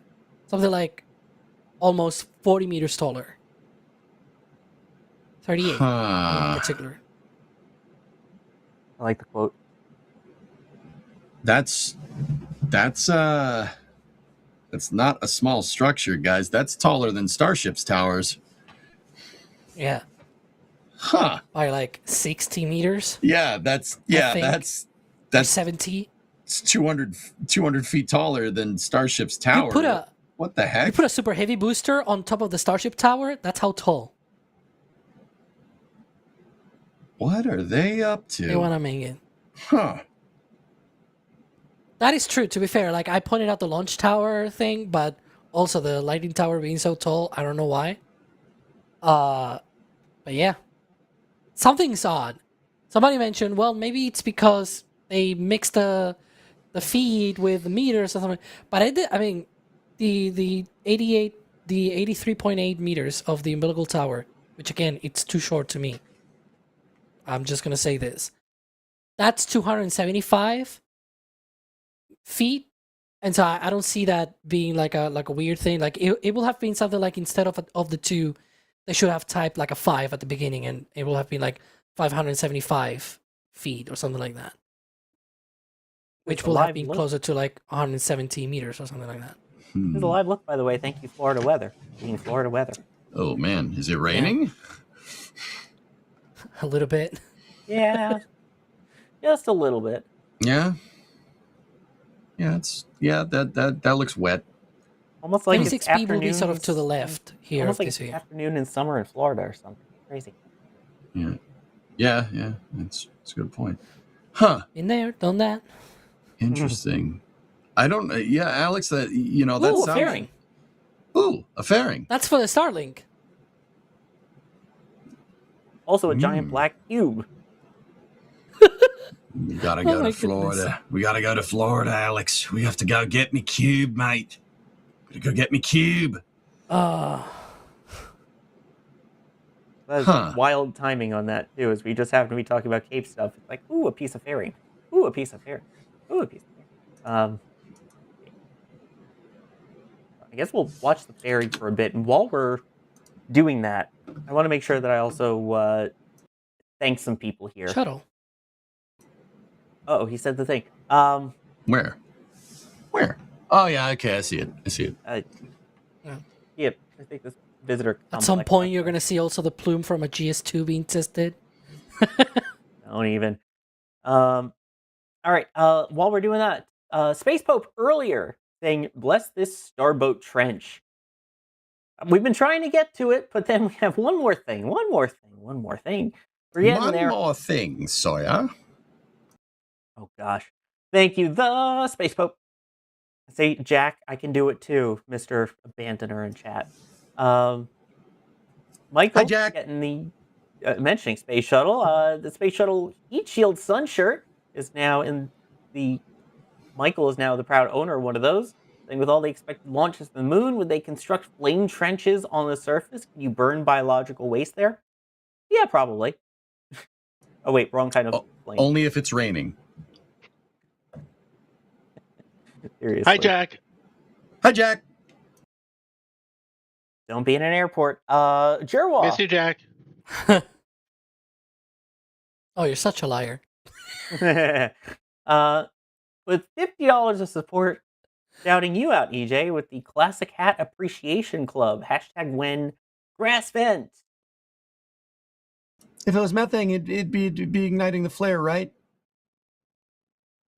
Gosh, who would say that? Some dweeb. Anyway, Brandon Roberts becoming a Pad Rat member as well. Thank you very much for doing that. Well, I mean, I'm sorry, Jack. You actually abandoned us. I guess whatever floats your boat, sir. Speaking of floats your boat, We have one of these Yeah. floating like a boat. Shall we? I think we shall. Starship time. Alex? Yeah, Alex. Yeah. So there's a thing floating in the Indian Ocean right now called Ship 40. So yeah, we talked about this last week, where we talked about how they were recovering, or at least trying to recover, Ship 40. Unfortunately, so first of all, if we can roll those amazing pictures and videos from SpaceX that were released today, that'd be nice, because they show a lot of the state. That's not the thing. Sorry, it's addicting. It's a problem. I mean, you got the pictures, I guess, behind me. You got one, and then there's the other from behind EJ. It's right behind you, EJ. Is it? It is. Oh no. It's right behind you. It's right behind me, isn't it? Hey, Sawyer. Boom. Now what? Oh, I mean, you stole the it's- tile. I mean, behind me is I've got shuttle heat shield tiles. I've got 3 of them. They're gonna So- take down this video now. No, they're not. It's fake. It's 3D printed. But yeah, no, I've got 3 real space shuttle tiles in the cabinet behind me. So come at me, bro. So, continuing with what I was saying, Totally weren't stalling to They- give Kevin time to get all the stuff up here. they released these pictures. So to put in perspective, what happened after Ship 40 splashed down, it remained afloat instead of breaking up after that tip over, and they've been trying to recover it. The problem is it's taking a long time to get to that point of at least securing it and being able to start towing. In that time, it drifted off, and it was like something like 400 kilometers. They began towing, but as you can see, it's not like a really super great mode of towing this. It's not very secured.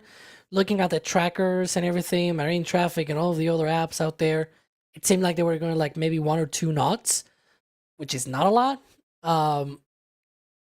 It's not very, very fast. In the time since they started towing it back, the only thing that they've been able to do is just offset that drift that it had. It's basically back to more or less where it was at splashdown. Because it drifted sort of to the west, so away from Australia. And they wanted to bring it to Australia, or that's sort of the thinking. And so, as you can see, there's like sort of bumpers that they have attached, or sort of put. I wouldn't say even attached. I don't even see them attached. It's more like they're next to the ship, basically. And that's probably to avoid some of the hits from nearby boats that are coming up. Like they have speedboats and whatnot that can approach the vehicle. And so they've been towing it. Again, as I said, it's not going very fast. And there's a lot of bad weather lately in the area. And so Elon, in the responses, he actually said they have gathered a lot of data, but it doesn't look like the recovery will be that great. It's basically not going too well. I'm actually going to try and find the actual quote here because I don't have it in front of me. I'm a bad host. You can call me out for that. But yeah, ship recovery is not looking good right now. Nonetheless, we were able to obtain close-up photos of critical regions of the heat shield and engines for future upgrades. That's important. We did see perhaps they might have removed some equipment from the engine bay as well for inspection, which wouldn't have been too hard, given that, you know, they have a little bit of room there to maneuver around the engines and whatnot. But yeah, it's not looking great for the Ship 40 recovery. So, the first proposal here for discussion, if you guys want, before we continue with more things related to Starship, because this is not the end, trust me. Will they sink Ship 40? Like, let's be honest. They've given it a try. It's more or less worked, but it's going too slow. There's going to be a point where they're probably going to be... It's going to be too risky for them to continue. Do you think they're going to be sinking this, especially with what Elon said? No, don't give up the ship. Never give That's up the what he ship, said. Alex. There you go. Look. We need a poll in chat. Tow it. Just tow it. If it breaks, it breaks. If it sinks, it sinks. Cut the line, go. No big deal. But, man, like, I get it. You could potentially get another one as soon as a month, but we're invested. You're invested, man. The Norman Ranger and the Skimmer Tide are Skimmer Tide not so much, but Norman Ranger's out there. You got the boat to bring it back. Well, at least we think with the what is it called? Topaz Sphere is the boat in Dampier. There's a boat that's big enough to move it across the ocean at Dampier. I don't think that's an accident, right? Let's come on, just finish the job. But I mean, if the seas cooperate, we'll see. I don't know. You remind me that Go Australis, which was the original recovery ship, the one that they used to put out all the buoys and everything, it went back as they were towing, because the towing was done with other boats. It went back to Australia, and now it's out again and heading to the Ship 40 location. So we'll see what they do there. But I don't know, maybe they have some gun in the boat to shoot a few holes into that thing. Twitch chat is saying sunk cost fallacy. No, it's not sunk. It's floating. Okay? It's floating, so go and get it. All right? Floating cost? Float cost fallacy or something. I don't know. You put in all this effort, you might as well.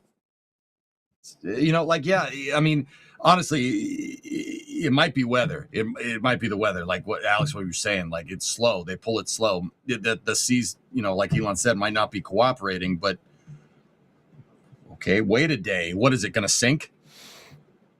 Does it, dude? It would have sunk already if it, like, I don't know. There's a point where it might be too much. I don't know. I believe Kiko. Yeah, go ahead. I believe Kiko gave props to Justine Steyer. I don't know how to pronounce his name. If you remember from the Critical Path documentary, he's one of the Deng Hewitt lookalikes. He's a Starship launch engineer, basically. Sub Sharpie? And he just... Yeah, the Sub Sharpie guy. Yep. And he just took the road, no, but I guess a plane to Australia and went out there to help the recovery guys. That's right cool. after the ship splashed down. Yeah, I see Kevin is preparing the tweet, but yeah, Kiko Donchev in X, he was like, yeah, props to him because, he just, I don't know, the metaphorical took the road, right? Sort of thing, and just packed his bag in 10 minutes and just went out there and He's been on the Norman Ranger ever since. It is a prime example of true SpaceX leadership. That's cool, dude. Yeah, I love that. It's also just, day after, hey, it's floating. Go to Australia and go get it back. What are you going to say, no? I'd be like, yeah, all right, cool, see you later. All right, I got to go. Let me go get my shirt. I'll be right back. I'd be watching Crocodile Dundee on repeat all the way there. Yeah. What we have here is a really nice Starship. It's floating out in the ocean, but we're going to go up and we're going to see if we could get it to flap its fins to wave at us. Oh, you can see that it's a really big fish that we got here. Really nice Starboat. No? All right, cool. I love it. Yep. That being said, these shots are cool. Oh, yeah. Yeah, that's awesome. That thing was in space and deployed 20 satellites, by the way. Just a reminder. Yeah, that's cool. We should go get it. I agree with you. It's pretty awesome. Pretty awesome reminder. We should get it back. Oh, hi, Fairing. By the way, we do have a poll going on. In case you're wondering. Ship Look 40, at this. Sink it or Rickroll? Speaking of sinking, by the way, they just lost a fairing half with the latest mission that they had. The one with the Bluebird satellites. One of the fairing halves, maybe it sunk or it failed or whatever, but they basically did not recover that one. Yeah, I they only brought back one. Exactly. Is it McGregor now? Thanks at McGregor. By the way, these are all from our 24/7 live cameras that we have. You know about Starbase Live 24/7, but we also have Space Coast Live and McGregor Live 24/7. So you can always check those out. if you like Raptors firing, they fire a bunch of these every single week. Sometimes it's like a dozen firings every week. I mean, at this point, just fire up the engines again on Ship 40 and yeet it. Although they're removing pieces from it now, it looked like. Yeah, in the engine section, they seem to have to remove a few things and whatnot. On the ship, like on the flaps as well, you could see some of the water has eroded a few of the tiles on the flaps and whatnot, and on the nose cone as well. But yeah, it's to be expected. See, guys, look, all I'm saying, you see that fairing? That fairing is, conic and cylindric, right? Starship is conic and cylindric. SpaceX reuses their fairings. Now you go get that Starship. Fairings land in the ocean. Starship land in the ocean. See, it's pretty flawless logic. I'm not going to lie to you. Yeah, so use a crane and lift it onto the back of a boat, right? Yes, you could do You need that. a bigger boat, though. There are You're gonna need a bigger boat. You're going to need a bigger boat. You said the thing. But bum. Hey, is that a Cybertruck behind it? Yeah. Yeah, of course it's a Cybertruck. Yeah, boy, by the way, a they've now switched all their security vehicles out to Cybertruck. Yeah. Oh. Well, and their food trucks are Cybertrucks. And even to go through the factory, probably it's a Cybertruck. So I was just making a joke that every vehicle now is a Cybertruck. Yeah, that Cybertruck is thick. It says oversized load on the back. As Pizza mentions in the back channel, it does make, identifying a SpaceX delivery way easier. Because nobody else at the Cape uses Cybertruck. So when you see a Cybertruck, it's like, yep, that's SpaceX. You see something weird moving and a Cybertruck behind it, that's SpaceX.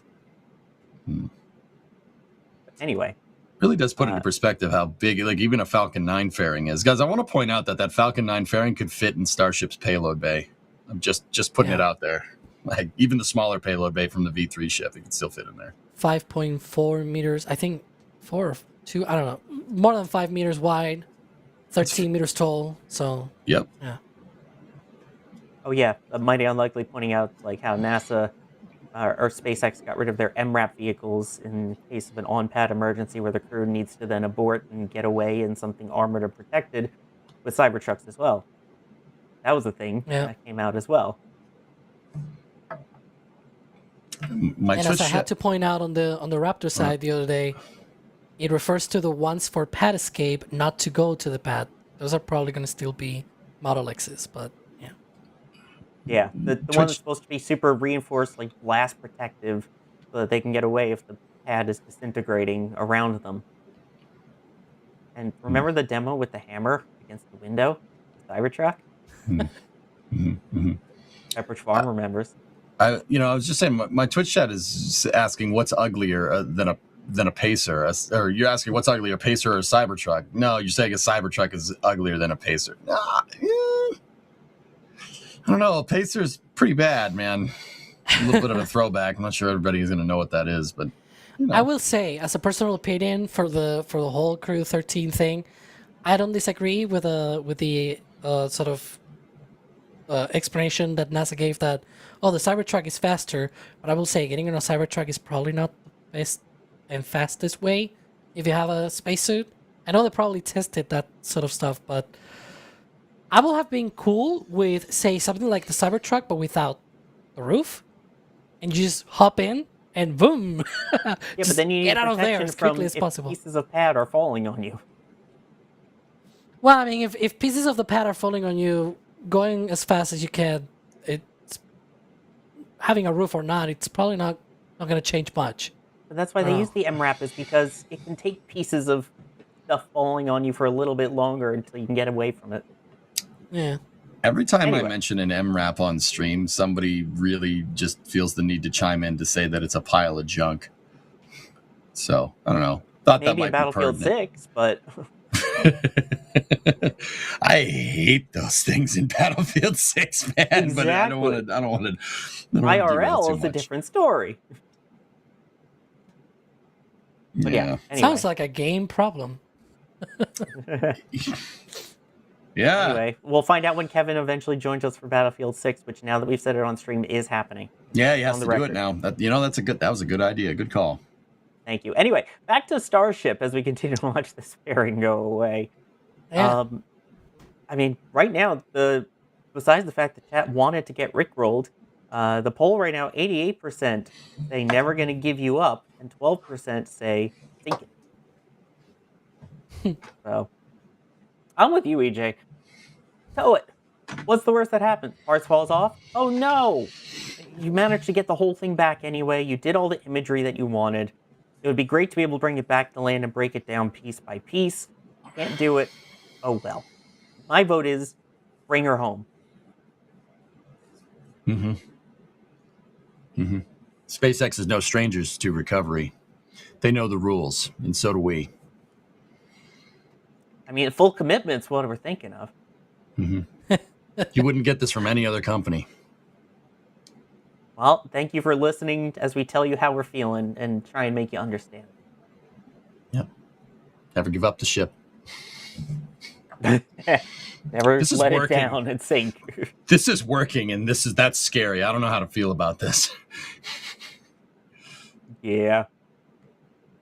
And again, a reminder, everything you're seeing right now on this screen, by the way, this is live from our Space Coast Live cameras. Putting that out. Space Pope, by the way, saying, I want to ride Ship 40 like a banana boat. Yes, please. I would love that. And then, Arianespace, do we call it Starship or Starboat? Boat Star ship, vessel. I believe, is what SpaceX called it. And Bideford just coming in with the $50 support here, saying, bring her back home, no matter what. That's what I'm talking about. Absolutely. So, I mean, obviously we're going to be keeping an eye on everything going on with the recovery effort. So, I'll ask among us then, do you think we will see it back on land, yes or no? Yes. Alex, I know this is your topic, but I wanted to ask. Oh boy. I mean, after what Elon said, it's making me like I thought they were gonna go all the way. I'm gonna say 50-50 on this topic because it's making me doubt. So we'll see. I would hope I think they're the at only least gonna... I think the only thing that's going to hose them is the weather. If the weather holds up and the currents stay good, then yeah, this thing's coming back. Yeah, I honestly let's just hope it stays sunny out there. Yeah. And again, even if it doesn't come back in all of the pieces, I think pieces of it at least will still make it back to land. Heck, if Odysseus can make it back, so can this thing. Somebody get these expendable rockets out of here. As long as it covers its plugs with wax so it can't hear the call of the SpaceX hater sirens, I don't know.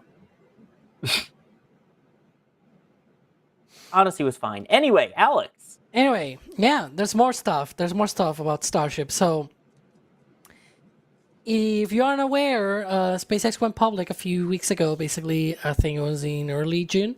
And this week, they have their first earnings call. And, we're going to talk about investments and everything like that. But we do touch about all the technology side of things. And they did talk about Starship. There was a lot of AI stuff, teraflop and all that stuff. That's cool and all. But, this is Starship segment. And so one of the things that Elon talked about is about Flight 14. Because that's the next flight, right? We saw just a few weeks ago, Flight 13. Flight 14 is next. And that one, he said, is going to be the first deployment of Starlink V3 satellites into an operational orbit. So, officially, Flight 14 will be an orbital mission. So that's good. That's great news. Because finally, after 5 years, this week, we've got two big milestones this week in terms of anniversaries. We had the 6-year anniversary of SN5 hopping, okay, and also the 5th anniversary of the first full stack with a crane, basically, of that was ship 20 and booster 4 out on pad 1. There were no chopsticks or anything. So finally, after 5 years since then, we're gonna get an orbital flight test. Hurrah! I don't know what to say, but like that is the big news relating to the next flight, which is it's gonna be orbital. There is another piece of news related to the ship catch. So he did not confirm, or rather, he did not say right away that yes, they're gonna be catching, just that they may. So they're still in the possibility. They're still considering it.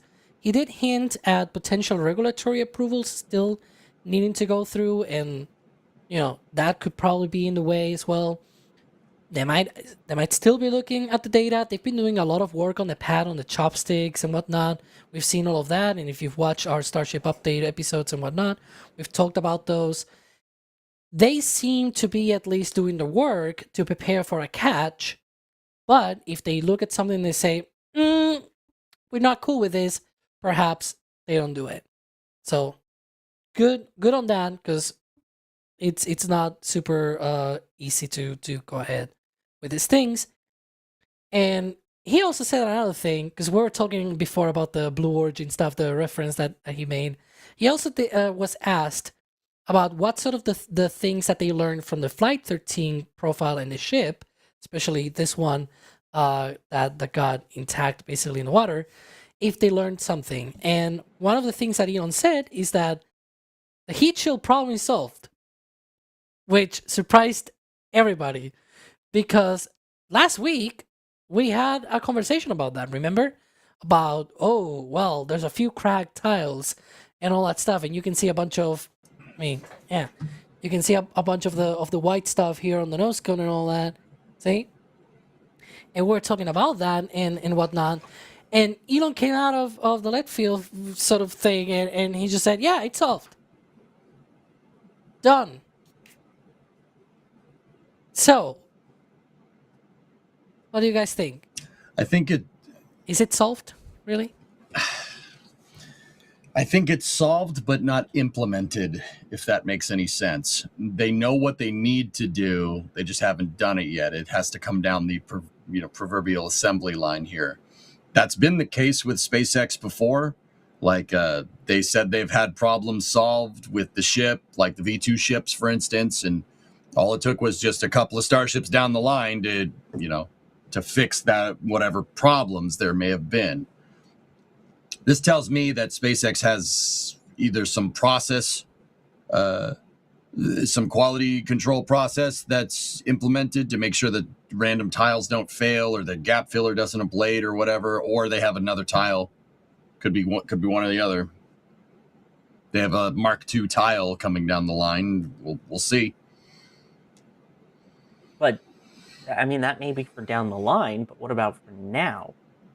I mean, that's obviously the point, is if it's solved now, it's not, this is going to be something that gets implemented 10, 15 flights from now. Supposedly, they have the solution for this moment. Just based off of, like you were saying, Alex, with some of that crunch wrap basically being visible as having burnt away, that means that there's going to need to be some form of refurbishment in between. I could see them saying, yeah, it's fine for right now, we're going to still have to refurb it though, but to go for that crazy cadence that Elon wants, I'd say even for one a month at this point, to reuse the same vehicle every time, it's going to take some more work than they think. This is feeling, I don't know if you agree, EJ, this is feeling very much like Shuttle of, we have the system. We fixed it after the tiles fell off when Columbia first came to Florida. It works. It's fine. Oh, wait, tiles are still falling off. Oh, wait, no, this is fine. We've got enough gap filler. It's okay.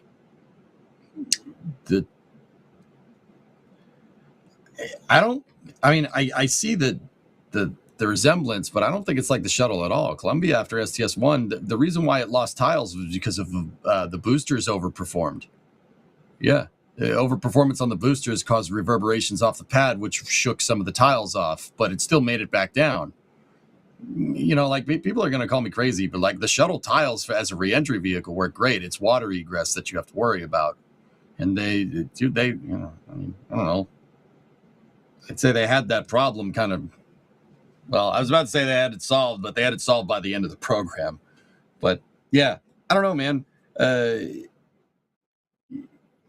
I like I said, I'm gonna go ahead and guess that they have some process implemented, or, I mean, Sawyer, you could beat the problem with scale. You can fly a Starship every day if you have 20 Starships waiting in the Gigabay. I don't know. That's a way to do that. That might be what he means. You know, I would say Ship 40, like Ship 40 has some missing tiles. They did get a little bit of burn through, right? I wouldn't say like, okay, say just in a hypothetical here that Ship 40 was caught, right? And it didn't land in the ocean.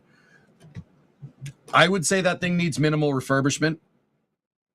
It's not a lot. They only had 1 or 2 spots where they had complete burn through, you know, because it's rusty.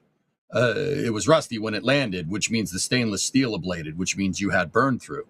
Everywhere else just looks like either excess gap filler ablation or some tiles that weren't installed correctly. So, okay, you reinstall those tiles that weren't installed correctly, and your gap filler's already trimmed for you. It's not going to ablate again, right? Or it might not ablate further. So, I don't know, a couple weeks. Let's say it takes a month to refurbish a Starship, right? Just crazy thing here. Okay, it takes a month. You want to launch once a day. Okay, 30 Starships. There you go. I think. I'm sorry. Are we going to be at that point a year from now, though, as Elon said? 30 Starships? A year from now?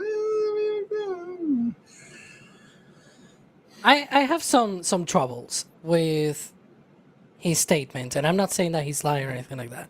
I'm just saying that it could be premature. How about that?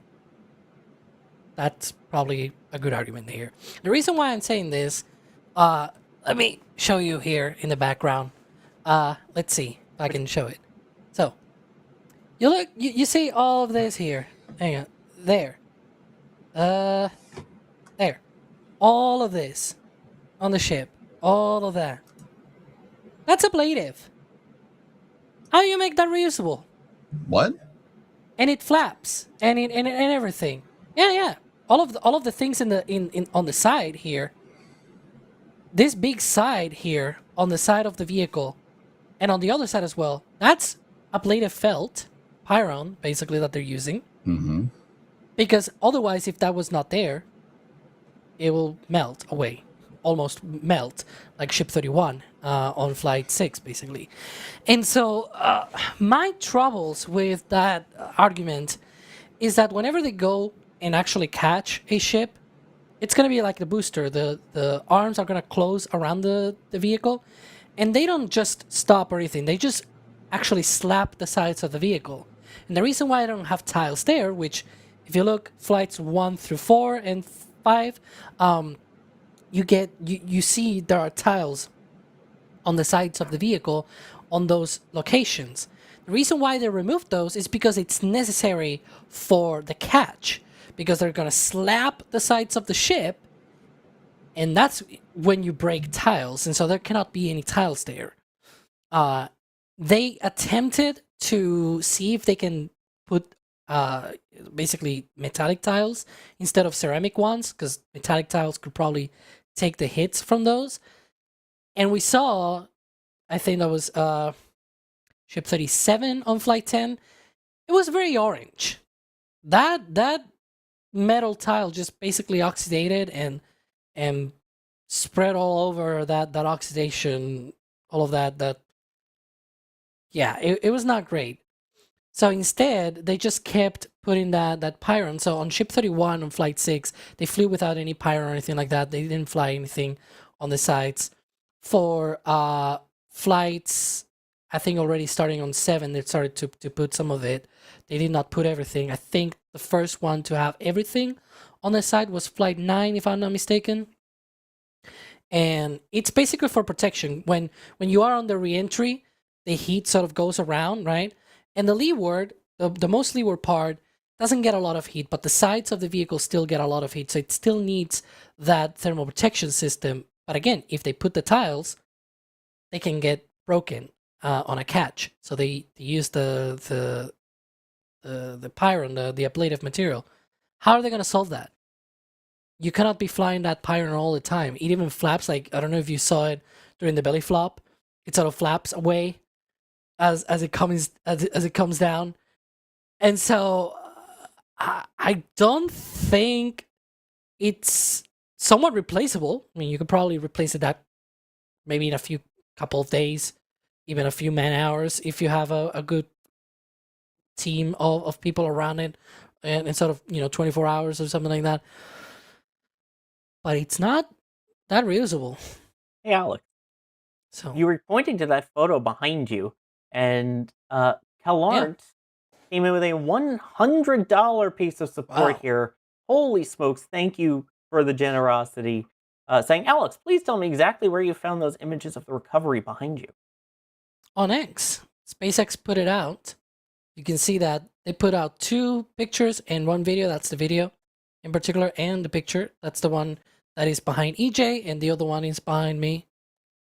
But yeah. But that's one of the things. Thank you again, though, for the support for that. We really genuinely exactly, appreciate that. That's very generous.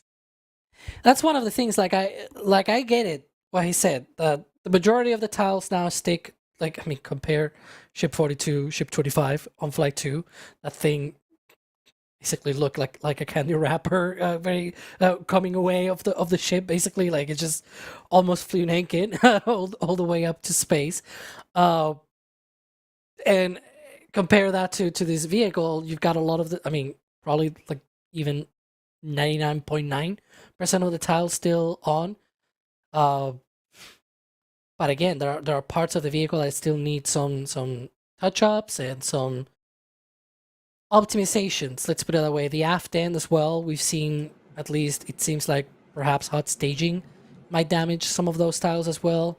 They've been trying new methods for that as well. They're still experimenting, so we'll see. We'll see. And that goes back to what I said at the beginning, though. That means that they've solved this problem, but it's not implemented yet. Because why else would he say it's solved, right? Like, that tells me that they have a Mark II thermal protection system coming down the pipe. This is supposed to be already the Mark II. They improved the tiles. Okay, with Mark version III. 2. Yeah.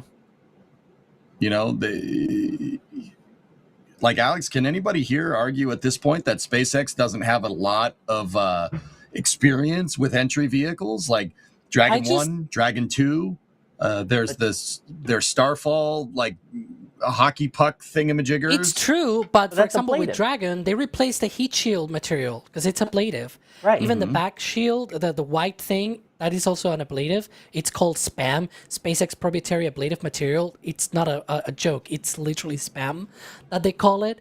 And the white panels and everything, those, every single time that you see a Dragon reused and it looks shiny and new, those panels are removed and they put new ones. Yeah, it looks new because they don't reuse but any I of didn't that. say thermal protection system reuse. I said re-entry vehicle. No, I get it, but what I mean here is that his goal is fully and rapidly reusable, and him saying it's solved, there's way more work to do to get to that point. Don't get me wrong, but that's why I'm saying that let's not celebrate so quickly. I know that they're going to get there. Again, I'm not saying they're not going to get there. I do believe they're going to get there. It's just that right now I don't think it's solved. I don't think he would say that unless they had something. I don't think he'd say that unless they had something rolled up their sleeve. That's all I'm saying. But it's also possibly on Elon time in that case. Where Just like the 1 year probably means a year and a half to 2 years. And I hate to bring it up. I don't want to get into a full conversation about this fact, but daily flights. This was a shareholder meeting. They're going to say something that is going to make the shareholders happy. And I don't know if all of them know about Elon time yet. We do. We know that typically what he says is going to take longer than that. Yeah, but this isn't one of Elon's presentations. This is a quarterly earnings report, which means you're beholden to shareholders. You can't use Elon time in this regard. But that's my point. Is I don't think all of the investors, the people that invested in it because they think it's cool, know Elon's track record of time. And he gets things done. Don't get me wrong. I'm not saying that it's not going to get done. Everything he's set forward to do, he has. But is there the possibility that he is using Elon time because, hey, this is one of our first big quarterly meetings since we went public, which, just of note, I do not own any SpaceX stock as I'm saying this. I do. I have one share. You're So getting rich out of this conversation, then. Oh yeah, it's a joke. It's a joke. Making a lot of money off that boat anchor that's sitting in the Indian Ocean right now. Like, no, but like I get what you mean, Sawyer. I think, I will have totally understood Elon if instead of saying, "Oh, it's solved," if he had said the core principles or something like that, like, and perhaps elaborated a little bit more, things like, well, the tiles at the very least don't fall off now in chunks, which they used to do, and props to SpaceX because they were able to solve that, and even to this day they're still trying. By the way, I talked about the ablative material and everything. We know that Ship 43, for example, which is coming down the line, it also has even more ablative material installed in the nose cone. I don't know where else it might have more ablative material, but it's got more at the very least on the nose cone. So, and like things like, getting the proper, the tile gap seal, getting a proper material for that, even if it, creates the white streaks. And as EJ was mentioning last week, it might have been that it was not properly trimmed, and that's probably easily solvable with a few more modifications on processes in the future and things like that. Like, especially once they automate stuff. We know that they have automated at the very least the tile place, not the tile placement, the pins for the tiles, the placement of those and the welding. Now it's all with robots basically on the Star Factory. So look, I will have completely agreed if he had elaborated a little bit more on these major problems were there 2 years ago. They're no longer there. It's pretty much solved. Like the core and bigger problems of the heat shield are done. Now it's about the little things. Oh, we see we have the sides of the vehicle. We need to tile those, but we can't because the chopsticks and whatever. What kind of material we can use? We're still using the ablative. Okay, whatever. The aft end. Well, it chips off during hot staging. Does it survive? That sort of thing. I can see it. Perhaps that being the approach. He just didn't say that sort of thing, right? And so if I take it too hard, if I take it literally as I said it, I disagree. I'm just gonna say, I understand the legality of it. I know you cannot lie in these shareholder meetings. I get that.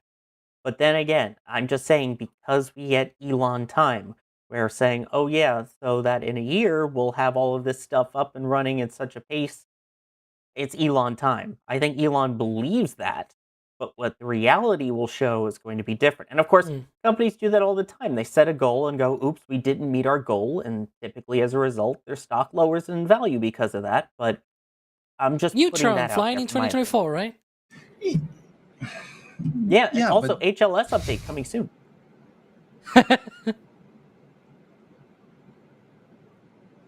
Yeah, Did you want to say something? People are saying like, oh, well, he does that with Tesla all the time. He does it with Tesla all the time. There's Elon time. Yeah, but unlike the Roadster, if you look at the thing that's behind Alex and I, Starship exists and its tiles work.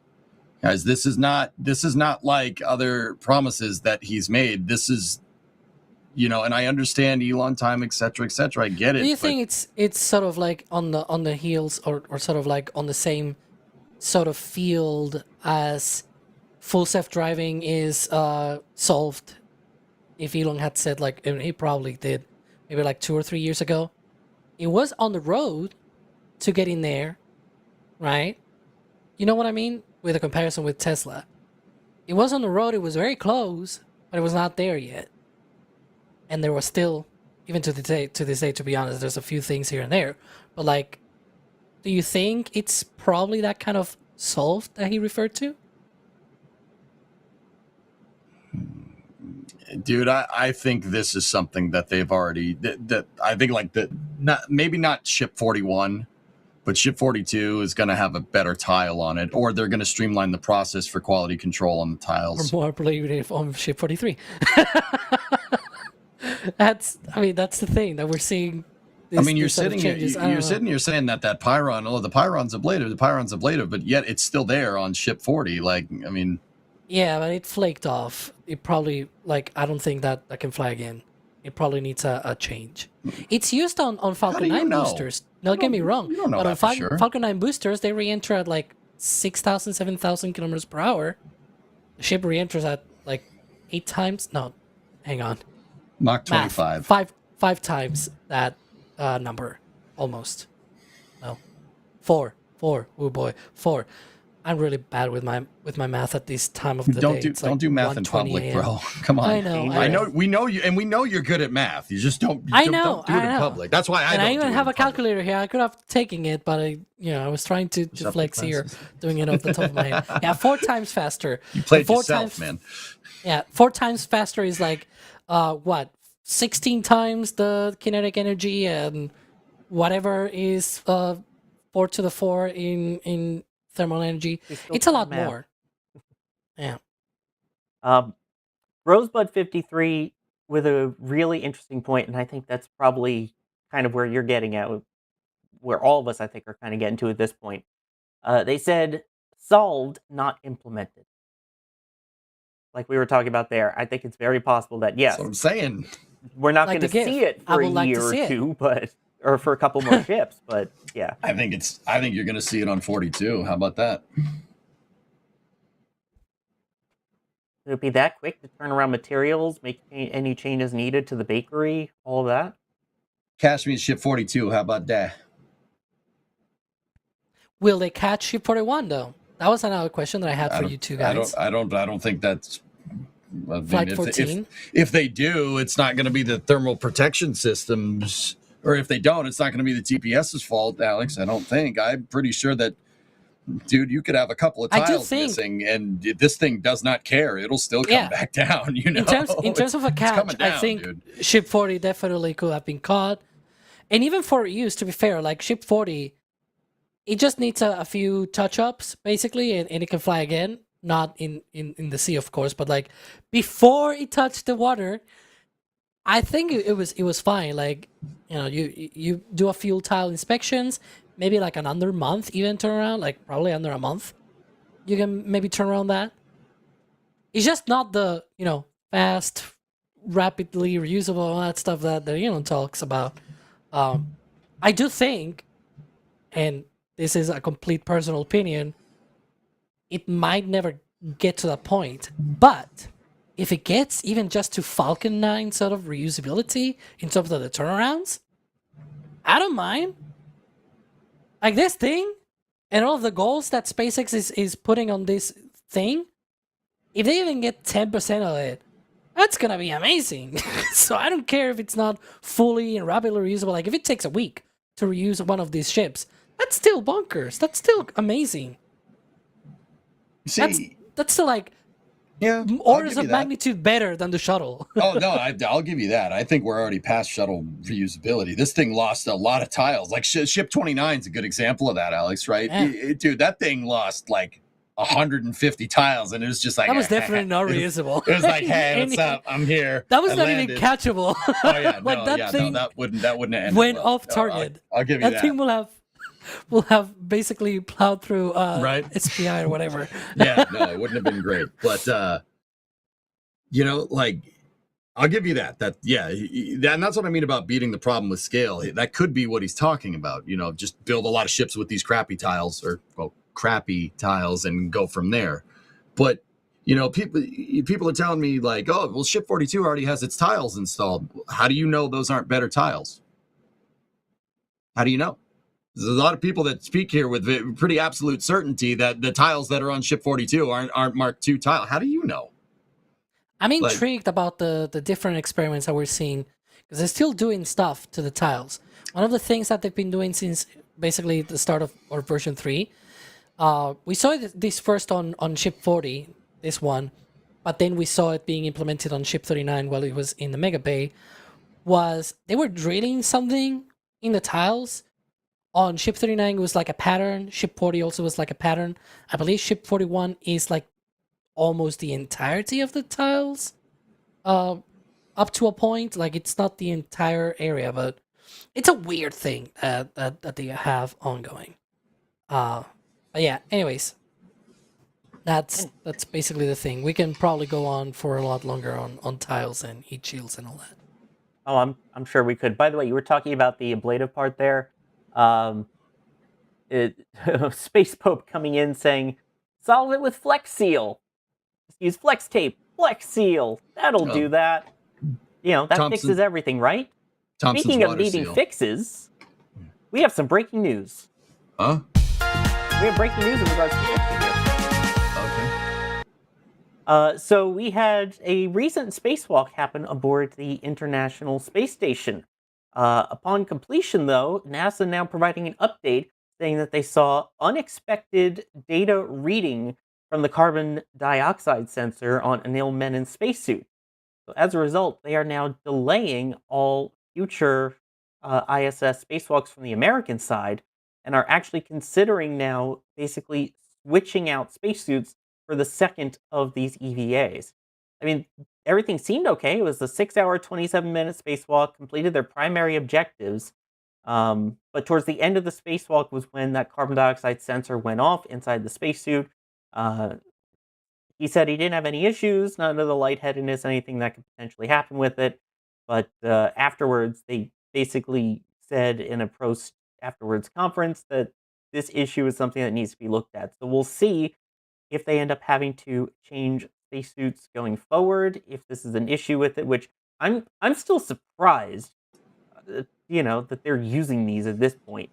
Is this a concern for all future spacewalks that we're still having parts break down? And it's not like they're making any new ones anytime soon, and it's not like a certain Axiom spacesuit that was supposed to be ready for other stuff is.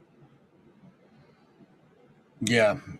The EMUs that they're using. All right, guys, a little bit of a history lesson here. They're using extravehicular mobility units, which is basically a human-shaped spacecraft.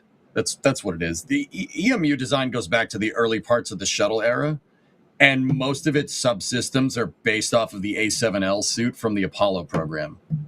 So, old tricks are the best tricks, am I right? But with that being said, like, heightened carbon dioxide, Sawyer, I mean, it really kind of depends where it is in the suit. These suits have something on the back. Their backpack is where the life support systems are, and it consists. High CO2 in the back. Then I know what it is. If it were methane, it would. Oh no, wait. Are you telling me you farted? Is that what you're trying to say? No, I'm joking. Continue. Sorry. Man, from you? Come on. No. So on the backpack, you have like two principal components for your life support systems. There's the PLSS and then the OPS, the oxygen purge systems in your primary life support systems. In the PLSS, you do have a CO2 scrubber, and it is a closed loop system. So it's designed to filter it out and then pump it back. And that's part of the reason why these things can last out there for such a long time. But yeah, if the suit is old or the scrubber's getting saturated or whatever, yeah, this is definitely something you're going to want to take a look at. Also, you might just have to replace the CO2 cartridge, like the scrubber cartridge. It could be something that simple. It might be wrong, but there's no denying that these suits are old, Sawyer. That's for sure. Oh yeah, I mean, they replace them occasionally and set up new parts and things like that, but they're really showing their age. And wasn't it that NASA was supposed to have replacements by now for these too? Yeah, Collins Aerospace was contracted to build a replacement for the EMUs, and they were awarded a contract with Axiom when they got awarded the XEMU contract. And yeah, they pulled out of the contract. They said, yeah, no, we're not doing that. Yeah. Yep. I don't know what that means, but And yeah. These suits have to last at least 4 more years at this current rate, given they have the ISS going till 2030, and things are going to break because it's an old space station. So you need to go out and do spacewalks to check on things, to fix things, to upgrade parts. So even if it is just a bad sensor and not a bad cartridge or some other issue with the suit's purge system there, that's still going to be a problem because if you go out with the broken sensor, it's broken. What happens if that one time it isn't giving you a false reading? Then you run the risk of a dangerous situation, reminiscent of Luca Parmitano, who almost drowned on an EVA. Yeah, that ain't great. I don't know if there's a solution at this point.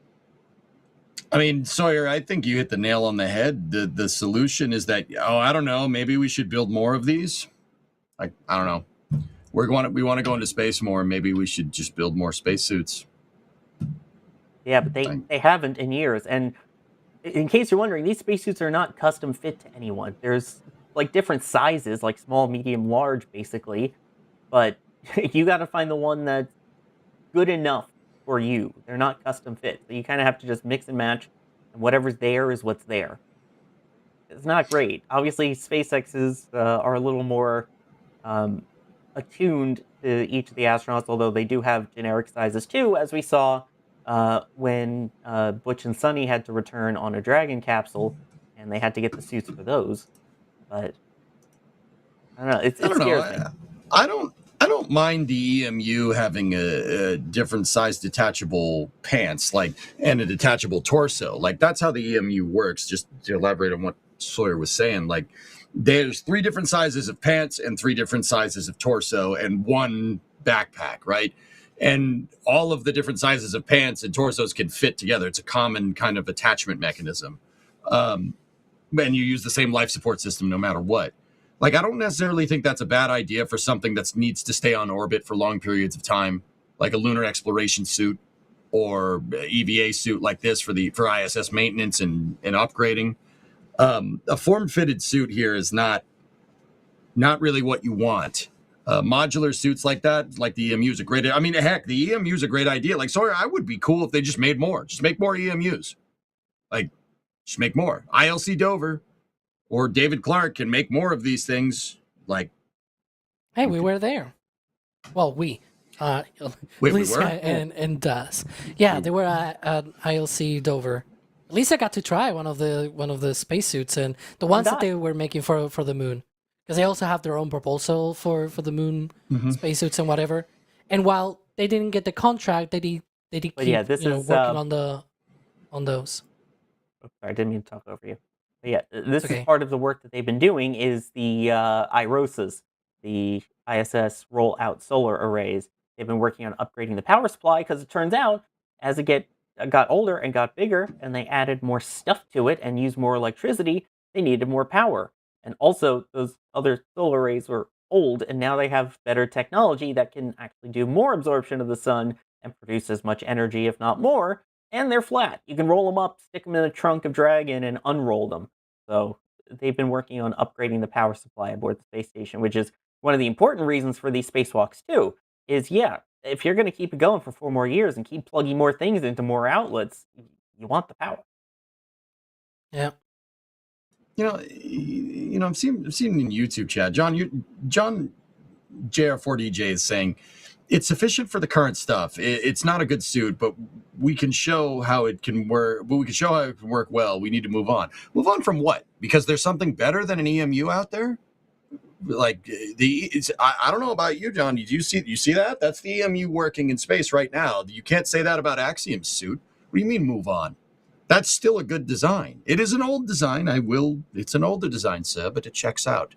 No, it's still what's wrong with the EMU? It's fine. It's a great design. That's why we've been using it all this time. I mean, yeah. That's true.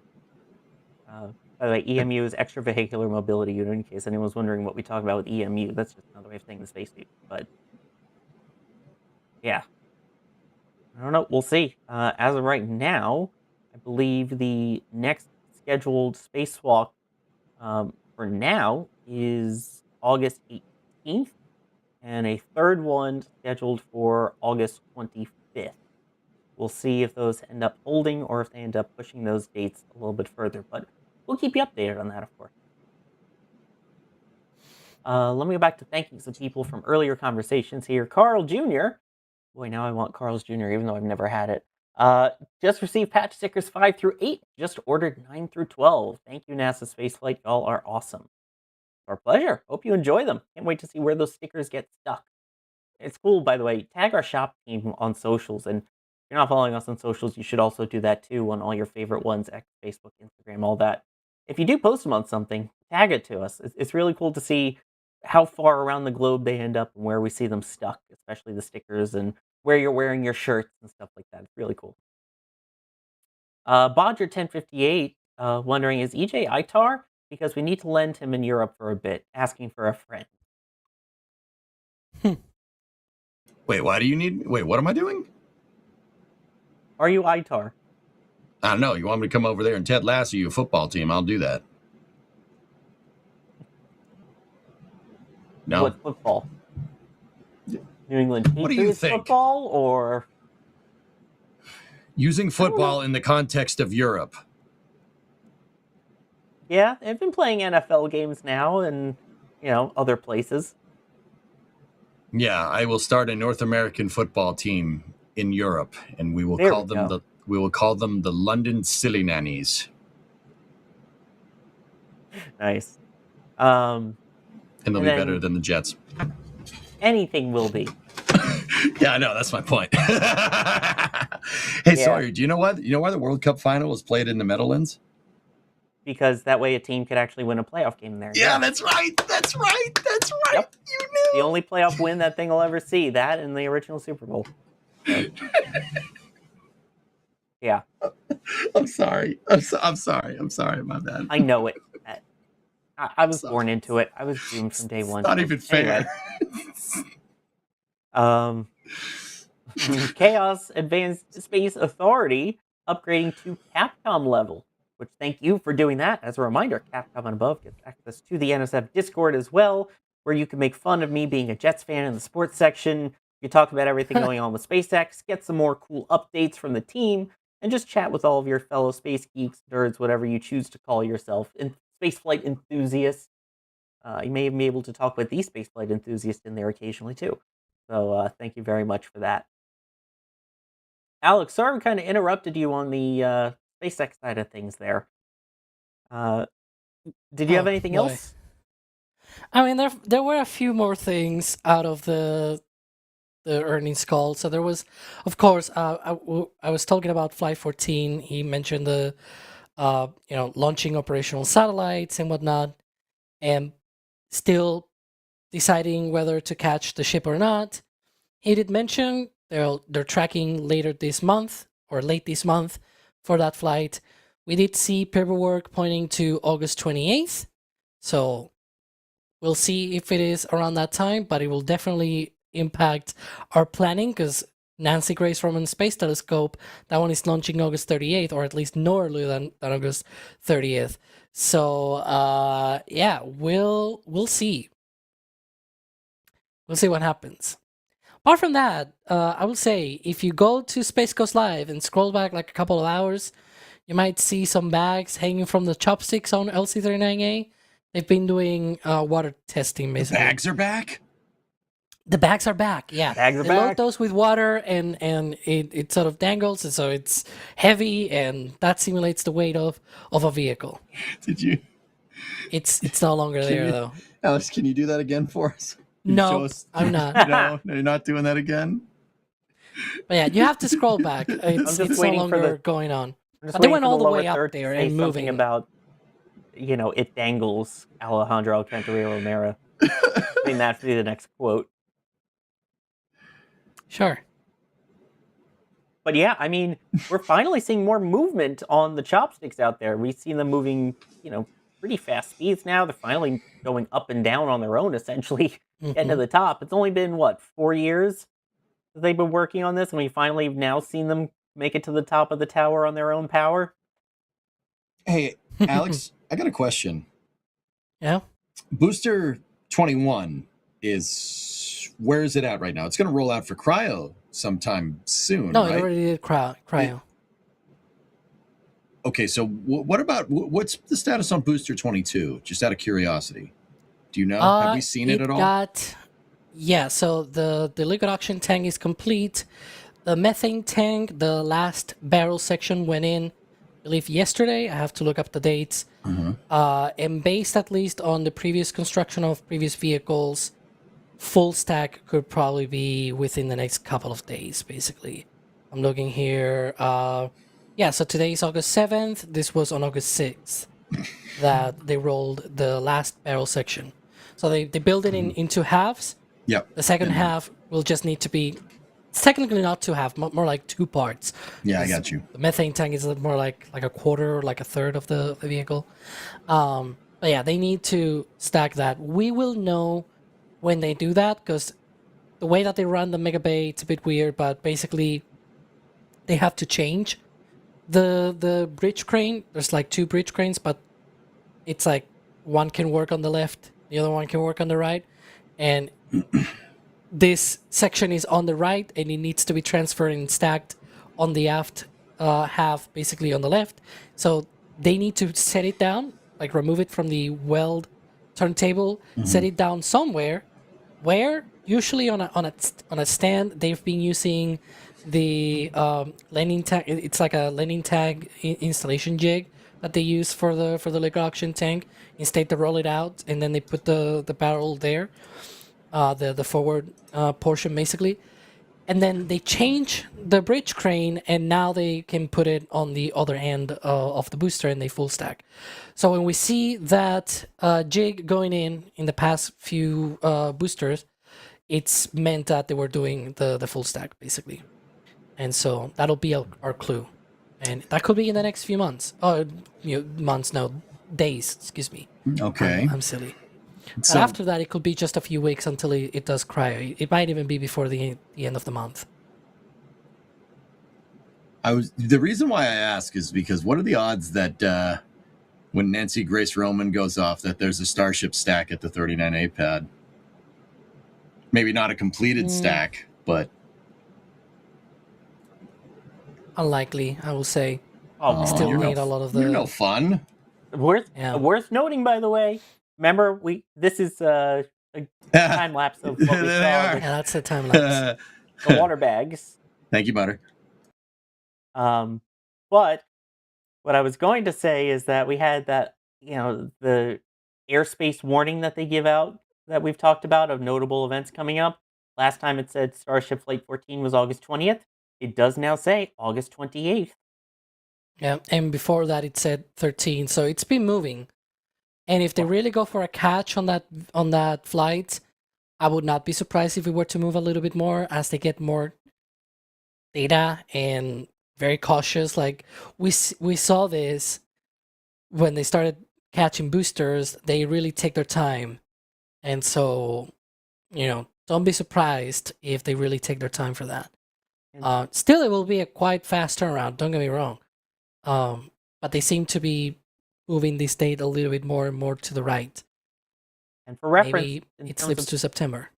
Yeah, in reference in terms of running into it, Nancy Roman Space Telescope is set to launch from Florida on a Falcon Heavy on August 30th. Yeah. And Crew 13 is set to launch from Slick 40 in Florida on September 12th. So it's going to be a busy time. It's going to be fun. I think the booster at the very least doesn't go out to 39A until it gets its engines on. Like 39A or to pad 2? 39A, I mean. Oh. Yeah. And I mean, there's also the big question after Flight 13, and given that it doesn't seem like they're catching the booster, like Elon did not say anything about catching a booster on Flight 14. I really think they're not catching at all that booster, so that means booster 21 is a splashdown. Do you think booster 22 then, like, are they going to do the first catch out of 39A of a booster version 3? Me thinks that perhaps the first flight out of 39A has shifted at least one flight because of that. It would be Flight 16. Might still be sort of end of the year if they really want to go fast and everything. It should be around the same time. more or less. But I mean, Alex, I guess my question back to you is like, is there any added risk doing it from 39A? well, it will also be the first launch, right? So I don't know if. Well, as we've seen with Pad 2, even despite their experience, they still are doing modifications and upgrades to that pad after 2 flights.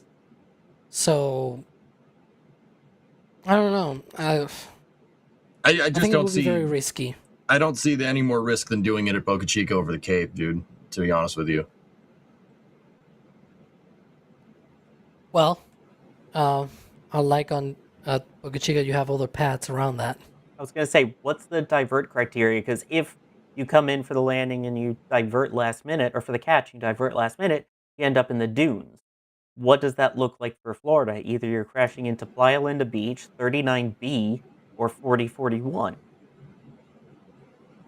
Probably not that far out, but I think it might impact things like, if it explodes and sends debris to the HIF, to the Falcon integration, for example. Yeah, that's added risk. Yeah, okay, I can get behind that. Could be. Yeah, that's a good call. Or the Falcon it plows pad, yeah. next to it plows right next to the pad or something like that. It blows out, and then it's not that I think it's gonna be hugely damaging, but it might alter some of the timelines and whatnot. Like if you have a bunch of debris that now you have to clear out, or that hits the hangar, for example, at high speed, it may not completely bring it down, but it's still things that you have to repair. True. At the end of the day. I don't think that thing is gonna come down, but. True. If only we had a really big explosion at the Cape that we could compare it to see how far debris would go. Yeah. Yeah.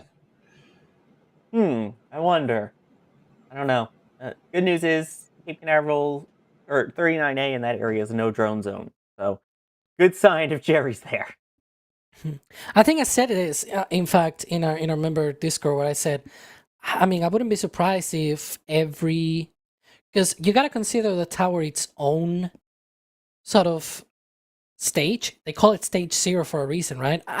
Like the pad is also something that will need a rehearsal. Like if Super Heavy version 3 needs a splashdown, right, in order to make sure that it actually can go through the entire landing and everything. Every single new pad that they build, maybe it also needs a rehearsal. I wouldn't be surprised if every first flight out of every pad eventually is like an expendable mission where they sort of do a splashdown and simulated catch, and then the second flight and onwards they start catching every single time, right? Like I wouldn't be surprised if that was the case, sort of like a trial sort of thing, trial run, test that the systems work.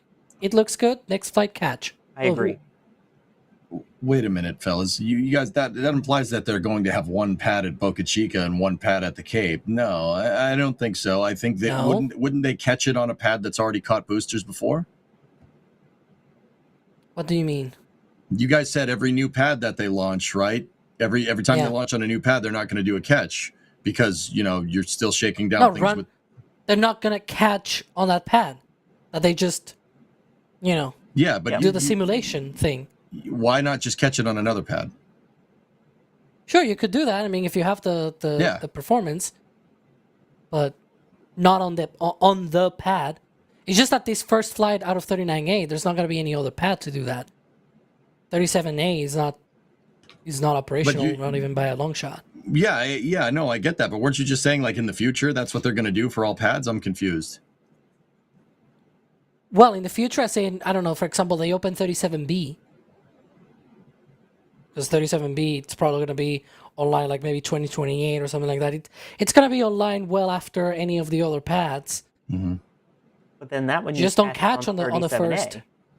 If you want to catch on 37A, sure. I just said that you shouldn't use the first launch of the pad to catch from that pad. Use it as a rehearsal to shake down all the systems and everything. You can catch it on whatever you want to, like on another tower or whatever. Yeah, I was like, wait a minute, why would we towers as well and all why that? would we expend a super heavy? No, just use the other pad because we're the point that I'm trying to get at. I do think that maybe the pads, ones, man. I do think maybe the first one from 39A might still be expendable though because they don't have that backup out of 39A. As I I, think it said, has like to be. 37A, it might. I'm saying might be. Like I'm not trying to bet my horse in this. Okay, like there could still be the sort of thing where SpaceX just says, Pad 2 worked. It's good. Let's run it. 39A from the first flight. That could also be the case. But again, we'll see. I don't think they're gonna go for any type of catch of either vehicle on the first flight from 39A. I'm just gonna say it. While it'd be nice to have the vehicles back, yeah, but that's what you can do for the second flight out of the Cape. As I was just talking about, this is pad hardware. Some of that's been there for 4 years. We just saw the chopsticks move for the first time, on their own power within the last couple of months. I feel like this is a case where you test run that pad, test run all of the ground systems, because you know how the ground systems work over at Starbase because you basically built all of them. You are running off of a lot of shared lines for certain commodities. Here, you're also refurbing a pad at 39A that has held other commodities for years, both with Shuttle and Apollo, and even with Falcon. I feel like this is one where you make sure the launch pad works to do its launching portion, and then the next flight is when you can work on it, checking to see its catching portion.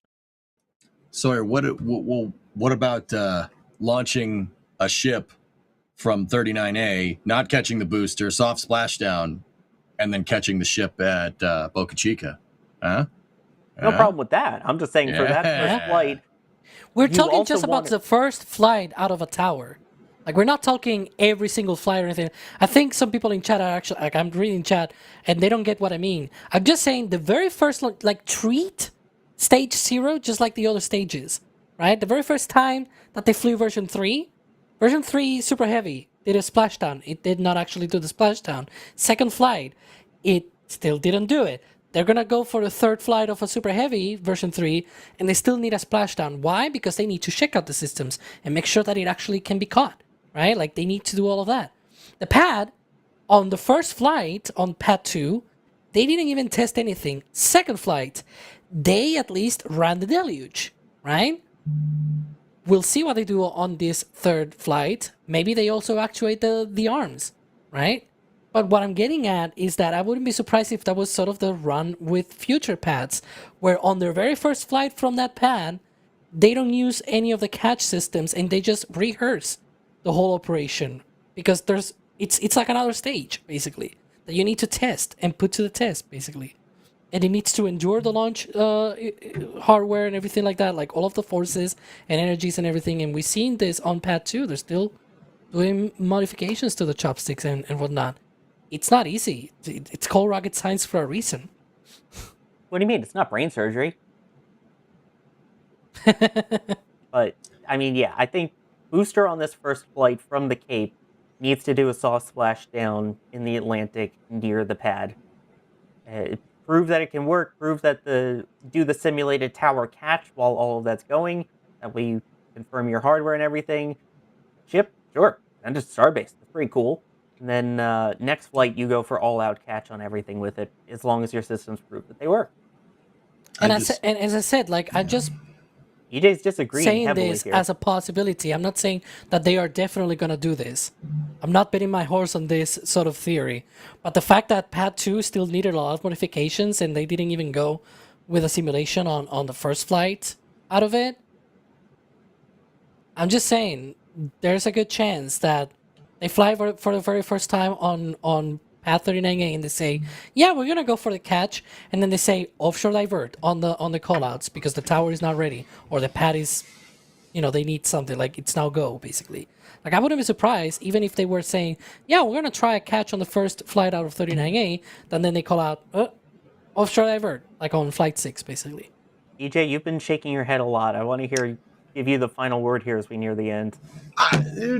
Look, I just think that if this pad is good enough for the chopsticks to lift up Super Heavy, put it on the pad, lift up Starship, put it on the pad, then why not go for a catch? Like, Starship is all about achieving rapid reuse and airline-like operations. Well, Alex, you're right. It is called Stage 0, but I think that is more like, I think it's better to think about the chopsticks like a runway for an airplane.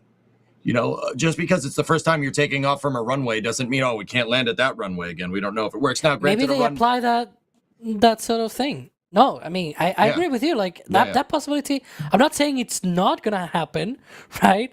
Like, I acknowledge that possibility is true, and they still can do that sort of thing, but I wouldn't be surprised if, they have to call up booster offshore divert, like on Flight 6. Yeah, I would say why not go for it? I mean, although I will say the slow and measured approach is, that's likely, but also, it also doesn't sound like SpaceX, right? Yeah, exactly, right? Like that's the thing. That's the point. I mean, to be fair, You it's never also in my know. brain as well. Like, it's like it's probably not to SpaceX. Yeah, dude. Yeah, but you never know, right? You never know. They'll throw curveballs, dude. Yeah. Like what's behind us. You know what I mean? Like it happens. I get your point. Yeah. Right on, man. No, good discussion all around, I think. I'm sorry. What's behind? I didn't see anything behind me. So, daily launches in a year? No, that was the other thing.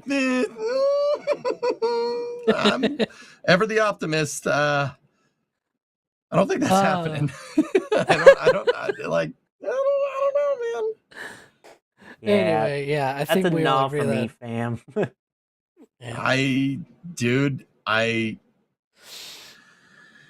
Maybe the end of next year, maybe like 18 months from now, maybe. But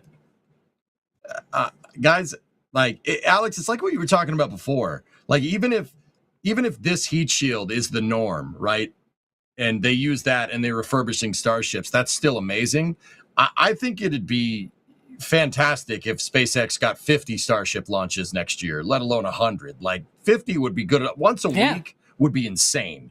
That would be awesome. Like I'll be happy with 25. Yeah, there you go, right? Like, remember 25 launches in 2025? I still remember that. Yeah. Pepperidge Farm remembers. That was Pepperidge Farm remembers. Yeah. Anyway, let me thank some people here. Space Pope saying, "Bless those bags." Yeah. All right. Followed by Bodger 1058 saying, "Bless the Pope." Bless you, Space Pope. Yes. Yeah. I forget what the thing was. Crazy, whatever it was that we had for Space. I'm so sorry. I'm forgetting it. Jirwa, SpaceX stretching NSF thin since 2002. Yeah. I mean, technically, since Chris D left is how then they've been stretching us thin. Boy, are they stretching. Then Travis with a mega order from the shop, getting the sticker sheet, the Hawaiian shirt, the Texas Tank Watchers trucker hat, the snapback, and a Starship Flight 13 print. Which, a reminder, if you ever get any of the prints from the shop, a portion of the proceeds goes to the photographer that took it. So thank you for doing all of that and all of that support. Again, I love the shop because you guys get something in return too. Not just, here's the money, which of course we use to help improve all of our broadcasts, all of our hardware down at Starbase, here at the Cape, McGregor, all of that. It really is appreciated though, getting that stuff, and hope you enjoy having that on your walls and all around you. We've enjoyed having you all here for this episode of The Flame Trench. I've especially enjoyed having the people that are in the boxes next to me, including EJ. Thank you, EJ.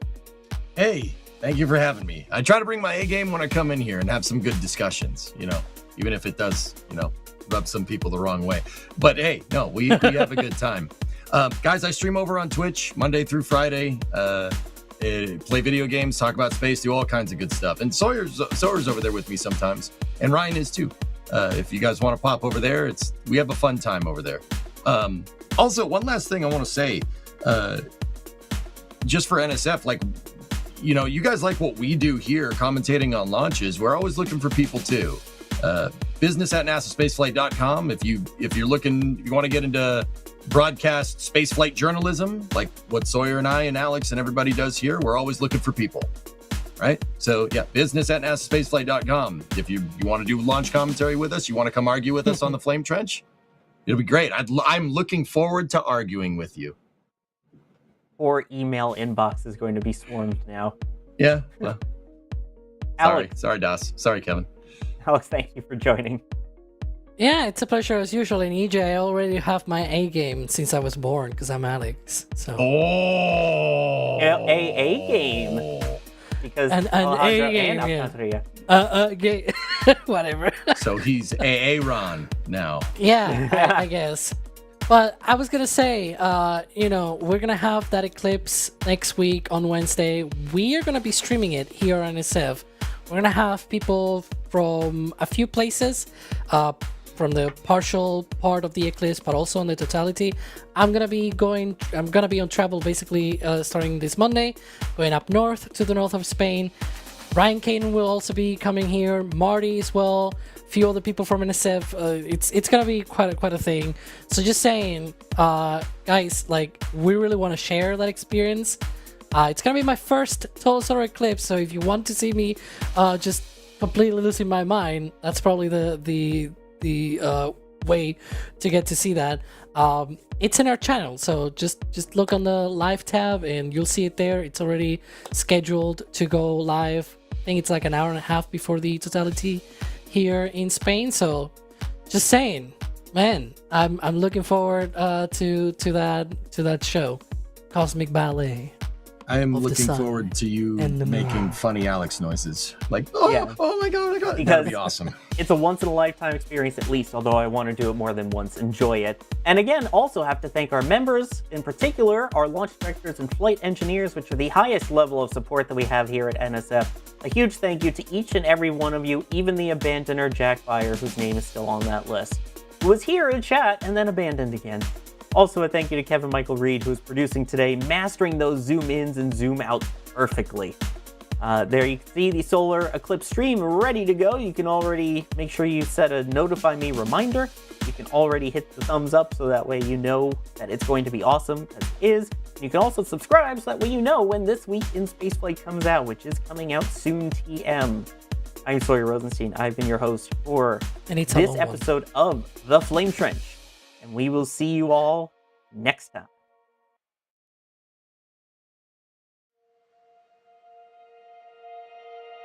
And here we go.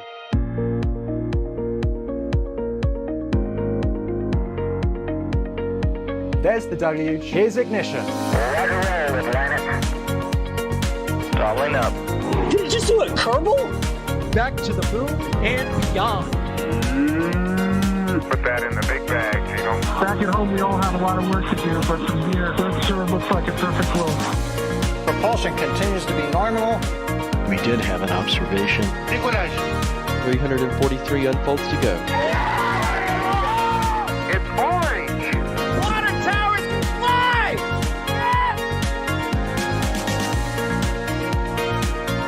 Bingo! Right in the center. Where's Jacqueline? There it is! That was surreal. That's not what we want to see. No. Oh my god. Yikes. You bet. We don't need any more of these.